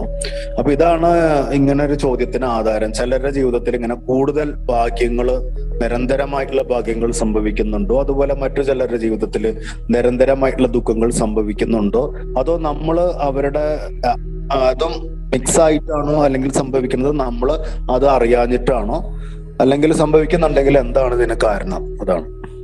ഇവരും അവരുടെ പരിസരവും അവരുടെ ചുറ്റുമുള്ള പ്രകൃതിയും അല്ലെങ്കിൽ അവരുടെ ഇമ്മീഡിയറ്റ് മുമ്പിൽ നിൽക്കുന്ന പ്രകൃതിയുമായിട്ടുള്ള ട്രാൻസ്പാരൻസിയാണ് ഇതിന് കാരണം. അത് പോസിറ്റീവ് ആണെങ്കിലും നെഗറ്റീവ് ആണെങ്കിലും ഇവരെത്രത്തോളം ട്രാൻസ്പെറന്റ് ആകുന്നു, ഇവരെത്തോളം നേരത്തെ കണ്ണൻ ചോദിച്ച കാര്യത്തിൽ എങ്ങനെ പ്രകൃതിയെ ട്രസ്റ്റ് ചെയ്യാൻ ചോദിച്ചില്ലേ, ആ മിസ്ട്രസ്റ്റ് ആണ് ഉള്ളതെങ്കിൽ he'll have to face lot of problems. Trust ഉണ്ടെങ്കിൽ അതിന്റെ മുകളിലുള്ള വിശ്വാസം എന്ന് വെച്ചാൽ ഞാൻ അതിനെ പ്രകൃതിയെ വിശ്വസിക്കുന്നു, ഞാൻ ഈശ്വരനെ വിശ്വസിക്കുന്നു എന്നുള്ള കാര്യമല്ല. ഇതിങ്ങനെയാണ് സംഭവിക്കുക എന്നുള്ള ഒരു കാര്യമാണെങ്കിൽ അത് അത്തരം ഒരു ബിലീഫ് സിസ്റ്റമാണ് അയാളുടെ ഉള്ളിലുള്ളതെങ്കിൽ അത് വർക്ക് ചെയ്യും. ഉദാഹരണത്തിന് 3 അച്ഛന്മാര് ഞാൻ കണ്ടിട്ടുള്ളതാണ്. ഞാനിത് ഉദാഹരണത്തിന് പറയുന്നതല്ല, ഞാൻ ഇത്തരത്തിലുള്ള ആളുകളെ കണ്ടിട്ടുള്ളതാണ്. 3 തരം അച്ഛന്മാരുണ്ട്. ഒന്ന്, പെൺമക്കൾക്ക് കല്യാണപ്രായമാകുന്ന സമയത്ത് കുട്ടികൾ കല്യാണപ്രായമായി, എന്റെ കയ്യിലാണ് 5 പൈസയില്ല, എനിക്ക് തരാൻ ആരുമില്ല, എങ്ങനെ കല്യാണം നടത്തും, ഇവരൊക്കെ ഇങ്ങനെ നിന്നു പോകില്ലേ എന്ന് പറയുന്ന അച്ഛന്മാര്. ആ അച്ഛന്മാരുടെ ഒക്കെ മക്കൾ നിന്ന് പോവുകയേ ചെയ്തിട്ടുള്ളൂ. ചില അച്ഛന്മാരുണ്ട്, അതെന്താ പെൺകുട്ടികൾ വലുതായി കഴിഞ്ഞിട്ടുണ്ടെങ്കിൽ നമ്മൾ കട്ടിച്ചു കൊടുക്കണം, കുറച്ച് കടം വരും, അതല്ലാണ്ട് എന്താ വരാൻ ചോദിക്കും. അവർക്ക് കടം വരും, പക്ഷെ പെൺകുട്ടികളുടെ കല്യാണം കഴിഞ്ഞു പോകും. 3ാമത്തെ വിഭാഗം എന്ന് പറയുന്നത് ഇതൊക്കെ അങ്ങനെ നടന്നു പോകില്ലേ എന്ന് വിചാരിക്കും, എന്ന് പറയും. പച്ചയ്ക്ക് വായ കൊണ്ട് പറയും അവര്. അതേപോലെ തന്നെ ഇതെല്ലാം അങ്ങ് കഴിഞ്ഞു പോകും, 5 പൈസ കടം ഉണ്ടാവില്ല. ഇത് ഇവരുടെ ആറ്റിറ്റ്യൂഡാണ് കാര്യം. ഇവരെങ്ങനെയാണ് ഈ കാര്യത്തെ അവരുടെ തൊട്ടുമുമ്പിലുള്ള പ്രകൃതി അവർക്ക് നൽകുന്ന ദാനം നൽകുന്ന നിമിഷങ്ങളെ ഇവരെങ്ങനെ കാണുന്നു, അവരെത്ര പ്രത്യാശാപൂർവം എത്രത്തോളം ആന്റിസിപ്പേറ്റ് ചെയ്യുന്നു എന്നതാണ് കാര്യം. അതിനനുസരിച്ചാണ് അത് വരിക. അപ്പോ ഈ ലക്ക് എന്ന് പറയുന്ന കാര്യവും അതുപോലെ തന്നെയാണ്. ഇയാളുടെ ഉള്ളിൽ അതിനോടുള്ള, ഇപ്പൊ ഒരാൾ ലോട്ടറി എടുക്കുന്നു എന്ന് പറയും. ഇപ്പൊ ഞാൻ ലോട്ടറി, എന്റെ മുന്നിൽ ലോട്ടറിക്കാർ വന്നിട്ട് വിൽക്കാൻ വരുന്ന സമയത്ത് ഞാൻ പറയും ഞാൻ ലോട്ടറി എടുക്കാറില്ല പറയും, എനിക്ക് ലോട്ടറിയുടെ ആവശ്യമില്ല എന്നൊക്കെ പറയും. എന്നിട്ട് ചിലപ്പോൾ വളരെ ദൈന്യത കാണുമ്പോൾ ഞാൻ എടുക്കാറുണ്ട്, എനിക്ക് പൈസ ഒന്നും അടിക്കാറില്ല. ചില ആളുകളുണ്ട് ഇപ്പൊ നമ്പറൊക്കെ നോക്കിയിട്ടൊക്കെയാണ് എടുക്കുക. ആ നമ്പർ നോക്കി എടുക്കുമ്പോൾ ഈ ഒരു ലോട്ടറിയിൽ എന്താ നമ്പറിന് പ്രാധാന്യം? ഒരു പ്രാധാന്യമില്ല. എങ്കിലും അവരുടെ വിശ്വാസപ്രകാരം അതിന്റെ മുകളിൽ ഇതിന് നല്ലതായിരിക്കും, ഇത് മോശമായിരിക്കുന്ന ആ ഒരു ഇതിലാണ്, കൂട്ടിക്കിഴിക്കലിലാണ് അവർ ആ നമ്പർ തിരഞ്ഞെടുക്കുന്നത്. അപ്പോ അതില് അവർക്ക് ആ ഹോപ്പ് അവിടെ കൂടിയിരുന്നിട്ടെങ്കിൽ അവർക്ക് ലോട്ടറി അടിക്കും. അതേസമയം ചിലരുണ്ട് ഇത് അടിച്ചിരിക്കും എന്ന് പറയും. ഈ ചില ലോട്ടറിക്കാര് വിൽക്കാൻ വരുന്നവർ പറയും ചേട്ടൻ ഇതെടുത്തോ, ഇത് ഉറപ്പായി അടിച്ചിരിക്കും, ചേട്ടന്റെ എല്ലാ പ്രശ്നം തീരുന്നു പറയും. അത് അവർക്ക് ആ വിശ്വാസം, എടുക്കണവന് വിശ്വാസം ഉണ്ടാവല്ലോ. എടുക്കണവൻ ആ വിശ്വാസം ഉണ്ടെങ്കിൽ, എടുക്കുന്നവൻ അർപ്പിച്ചാണ് ചെയ്യുന്നതെങ്കിൽ അവന്റെ മുന്നിലേക്ക് സംഭവം തെളിയും. അത് ആ ഒരു ഈവന്റിൽ മാത്രമല്ല സംഭവിക്കുന്നത്, അതിന് ഫൗണ്ടേഷനായിട്ട് ഇയാളും പ്രകൃതിയും തമ്മിലുള്ള സുതാര്യതയുടെ ഒരു വലിയ കാലമുണ്ട്. ആ കാലം മുഴുവൻ ഇയാള് സുതാര്യമായിട്ടാണ് നിൽക്കുന്നതെങ്കിൽ, ഇയാൾക്ക് അതിന്റെ മുകളിൽ എത്രത്തോളം വിശ്വാസമുണ്ടെങ്കിൽ, പ്രകൃതിയുമായിട്ടുള്ള സുതാര്യത കൃത്യമാണെങ്കിൽ അത് സംഭവിക്കും. അതല്ല, തന്റെ കാര്യങ്ങളെക്കുറിച്ച് നേരത്തെ അനഘ ചോദിച്ചതുപോലുള്ള ഒരവസ്ഥയിൽ തന്റെ കാര്യങ്ങളെക്കുറിച്ചുള്ള ഒരു ആകുലത തന്റെ ഉള്ളിൽ നിറഞ്ഞു നിൽക്കുകയാണ്. അത് അങ്ങനെ സംഭവിക്കുമോ ഇങ്ങനെ സംഭവിക്കുമോ എന്നുള്ള വ്യാകുലത ഉള്ളിൽ ഇങ്ങനെ നിറഞ്ഞു നിൽക്കുകയാണെങ്കിൽ, അനഘയാണ് വർഷയാണ് ചോദിച്ചത് അതുപോലെ അങ്ങനെ നിൽക്കുകയാണെങ്കിൽ അതിനനുസരിച്ചുള്ള അനുഭവങ്ങൾ വരും, നെഗറ്റീവായിട്ടുള്ള അനുഭവങ്ങൾ വന്നുകൊണ്ടിരിക്കും. എപ്പോഴും ഇവരുടെ പെർസ്പെക്റ്റീവാണ്, ഇവരുടെ ആറ്റിറ്റ്യൂഡാണ്, ഇവരുടെ എന്ന് വെച്ചാൽ നമ്മുടെ ഒക്കെ പെർസ്പെക്റ്റീവാണ്, ആറ്റിറ്റ്യൂഡാണ് ഇതിന്റെയൊക്കെ അടിസ്ഥാനം. അതെങ്ങനെയായിരിക്കുന്നു അതിനനുസരിച്ച് അവർ പ്രകൃതിയുമായി എത്രത്തോളം ആഭിമുഖ്യത്തിലായിരിക്കുന്നു അതിനനുസരിച്ച് അവരുടെ ജീവിതാനുഭവങ്ങൾ കൊണ്ടുപോയിക്കൊണ്ടിരിക്കുന്നു അവരെ. ഇതാണ് എന്റെ ഉത്തരം. സജ്ജി മനസ്സിലായി? സന്തോഷേട്ടാ. ഓക്കെ. അപ്പോ നമുക്കിന്ന് ചോദ്യങ്ങൾ കഴിഞ്ഞിരിക്കുന്നു. അപ്പോ നമുക്കിനി ഇവാലുവേഷനിലേക്ക് പോകാം. അപ്പോ ഇവാലുവേഷൻ എന്നുള്ള പ്രക്രിയ നിങ്ങൾ പുതുതായിട്ട് വന്നിട്ടുള്ളവരോട് പറയാനുള്ളതാണ്. ഇവാലുവേഷൻ എന്നുള്ള പ്രക്രിയ എന്താണെന്ന് വെച്ചാൽ എന്താണ് നിങ്ങൾക്ക് ഈ പ്രോഗ്രാമിൽ നിന്നും ബോധ്യപ്പെട്ടത്, എങ്ങനെ ഫീൽ ചെയ്തു, എങ്ങനെയാണ് ബോധ്യപ്പെട്ടത് എന്നുള്ള കാര്യങ്ങളാണ് പറയേണ്ടത്. അപ്പൊ ആദ്യം പുതിയ ആളുകളാണ് പറയേണ്ടത്, പിന്നീട് പറയാനുള്ള പഴയ ആളുകൾക്കും പറയാം. എന്തെങ്കിലും പറയാനുണ്ടെങ്കിൽ പറയാം. ഞാൻ ആദ്യം വർഷയെ വിളിക്കാം. Varsha, how was the program and what was your understanding? എന്താണ് ഇന്ന് കിട്ടിയത്? ആക്ച്വലി ഞാൻ ആ ക്വസ്റ്റ്യൻ ചോദിച്ചത് എന്റെ ഒരു ഫ്രണ്ടിന് വേണ്ടിയിട്ടായിരുന്നു. ഓക്കെ. അപ്പം അപ്പൊ ആൾക്ക് പറഞ്ഞു കൊടുക്കാൻ പറ്റിയൊരു പലതും പറഞ്ഞിട്ടും പിന്നെയും പുള്ളിക്ക് ഭയങ്കര നെഗറ്റീവ് ആ ഒരു സംഭവം വിട്ടുപോകത്തില്ല. എന്ത് പറഞ്ഞാലും പിന്നെയും അതിൽ തന്നെ വന്ന് നിൽക്കും. അപ്പം കൊറേയൊക്കെ പുള്ളിയെ ഹെൽപ്പ് ചെയ്യാന് പറ്റുമെന്ന് തോന്നി. പിന്നെ ഈ പ്രോഗ്രാമിൽ പങ്കെടുത്തപ്പോൾ എന്താണ് തോന്നിയത്? ഈ എന്ന് വെച്ചാൽ മോളുടെ ചോദ്യം ചോദിച്ചു, ഉത്തരം കിട്ടി, അത് മാത്രമല്ല പ്രോഗ്രാം മൊത്തം കേട്ടിരുന്നപ്പോൾ എന്താണ് തോന്നിയത്? ഇത് ഒരു കൂട്ടായ്മ പോലെ, ഒരു ഫ്രണ്ട്ഷിപ്പ്, ആ ഒരു ലീഡ് ഭയങ്കര ഇതാണ്. ഓക്കെ, സന്തോഷം. വീണ്ടും വരിക. ഓക്കെ, കമ്മ്യൂണിക്കേറ്റ് ചെയ്തു കേട്ടോ. ഓക്കെ. സരിത,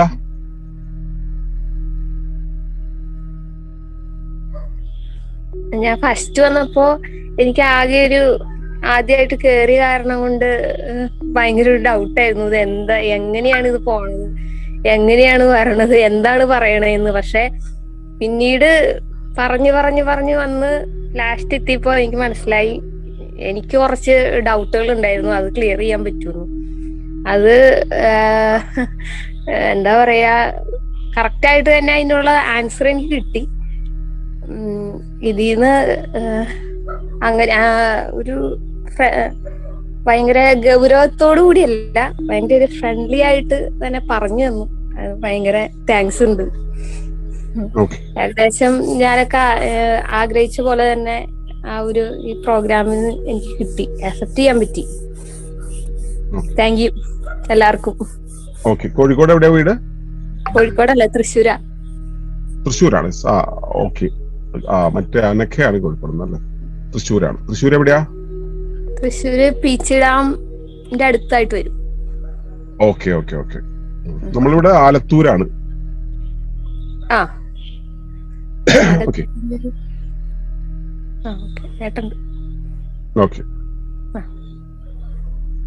ഇനി സന്തോഷം. വീണ്ടും വരിക, എന്നെ വിളിക്കുക കേട്ടോ. നാളെ വിളിക്കും. ഓക്കെ. കണ്ണനാണ് പിന്നെ പുതിയ ആള്. ഞാൻ പുതിയ വന്നിട്ട് കുറച്ചാളായി. ശരി, പറ. ഏതായാലും വളരെ എഫക്റ്റീവ് ആയിരുന്നു. കാരണം ഒരുപാട് ഡൗട്ട്സ് ഉണ്ടായിരുന്നു, അതെല്ലാം ഇപ്പൊ ഒരുവിധം ക്ലിയർ ചെയ്യാൻ പറ്റി. പിന്നെ ഈവൻ ഇപ്പോ ആണെങ്കിലും ചോദിച്ചത് ഞാൻ ചോദിക്കാതിരുന്ന ഒരു ചോദ്യം തന്നെ ആയിരുന്നു. എല്ലാവരുടെ ഭാഗത്തുനിന്ന് അത് അതേപോലെ രീതിയിൽ ഉള്ള ചോദ്യങ്ങളുണ്ട്. അപ്പൊ വളരെ എഫക്റ്റീവ് ആയിട്ടുള്ള രീതിയിലാണ് എല്ലാം കേൾക്കാൻ പറ്റിയത്. ശരിക്കും ആലോചിച്ച് നോക്കിയപ്പോ അത് വളരെ ശരിയുമാണ്. കാരണം നമുക്ക് ഗോ ഓൺ ആ ഒരു പ്രോസസ്സിൽ തന്നെ മൂവ് ഓൺ ചെയ്ത് കഴിഞ്ഞാൽ ഒന്നും നമ്മളെ ബാധിക്കില്ല എന്നുള്ളൊരു കാര്യം ശരിക്കും ഇതായി. ശരിക്കും സന്തോഷമുണ്ട് എല്ലാം ഇങ്ങനെ അറിയാൻ പറ്റിയതില്. പിന്നെ അവരെയും ഇതിൻ്റെ അകത്ത് പങ്കാളികളാക്കാൻ പറ്റിയതില് അതിലും ഒരുപാട് സന്തോഷമുണ്ട്. സന്തോഷം. പ്രശാന്ത്, കുറെ നേരമായിട്ട് മുഖം കാണുന്നുണ്ട്, മിണ്ടാതിരിക്കുകയാണ് അവിടെ, ഒന്നും പറയാതെ. പറയൂ, എങ്ങനെയാ പ്രോഗ്രാം എങ്ങനെ ഉണ്ടായിരുന്നു? മൈക്കൊന്ന് ഓൺ ചെയ്യണേ.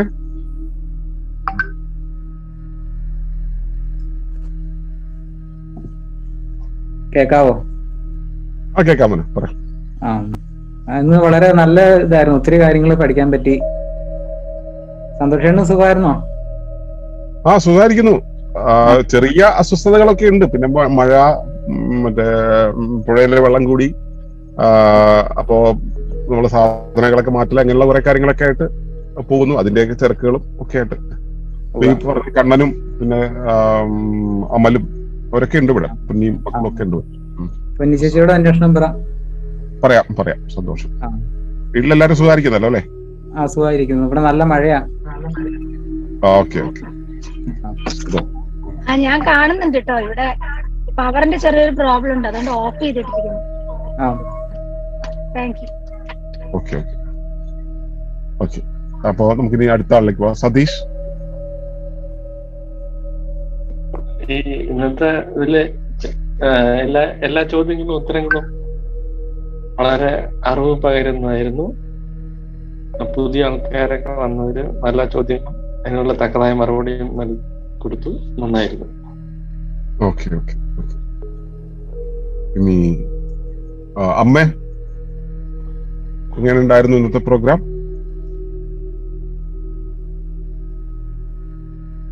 എല്ലാവർക്കും നമസ്കാരം. ഒളിമ്പസ് കുടുംബത്തിലെ അംഗങ്ങൾക്കും പുതുതായി കടന്നു വന്ന അതിഥി അംഗങ്ങൾക്കും എല്ലാവർക്കും അമ്മയുടെ ഹൃദയം നിറഞ്ഞ നമസ്കാരം. വളരെ നന്നായിരുന്നു പ്രോഗ്രാം. ആദ്യം തന്നെ കേൾക്കാൻ പറ്റി. പുതിയ കുട്ടികൾക്കൊക്കെ ഇത്രയും സംശയങ്ങൾ ആദ്യമായിട്ടാണ് ഈ ഗ്രൂപ്പിൽ ചോദിക്കുന്നത് കണ്ട്. സാധാരണ പുതുതായി വന്നവരൊന്നും ചോദിക്കില്ല. ഏതായാലും നല്ല നല്ല ചോദ്യങ്ങൾ ചോദിക്കാൻ തൃപ്തികരമായ മറുപടി കൊടുത്ത നിങ്ങൾക്കും വളരെ സന്തോഷപൂർവ്വം നന്ദി അറിയിച്ചുകൊള്ളുന്നു. തുടർന്ന് ഈ പ്രോഗ്രാമിൽ എല്ലാവരും പങ്കെടുക്കുകയും ഞങ്ങളുടെ കുടുംബത്തിലെ നിങ്ങളും നമ്മൾ ആയിത്തീരാൻ പ്രാർത്ഥിക്കുകയും ചെയ്യുന്നു. നന്ദി, നമസ്കാരം. സന്തോഷം. സജി?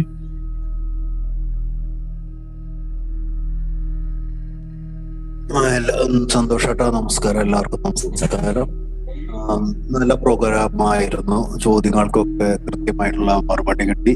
വളരെ സന്തോഷം. വർഗീസേട്ടാ?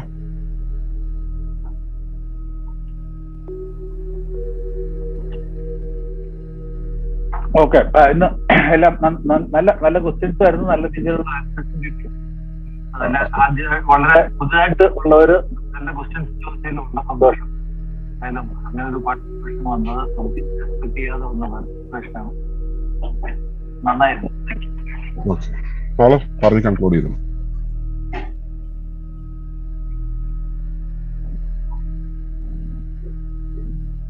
എല്ലാവർക്കും നമസ്കാരം.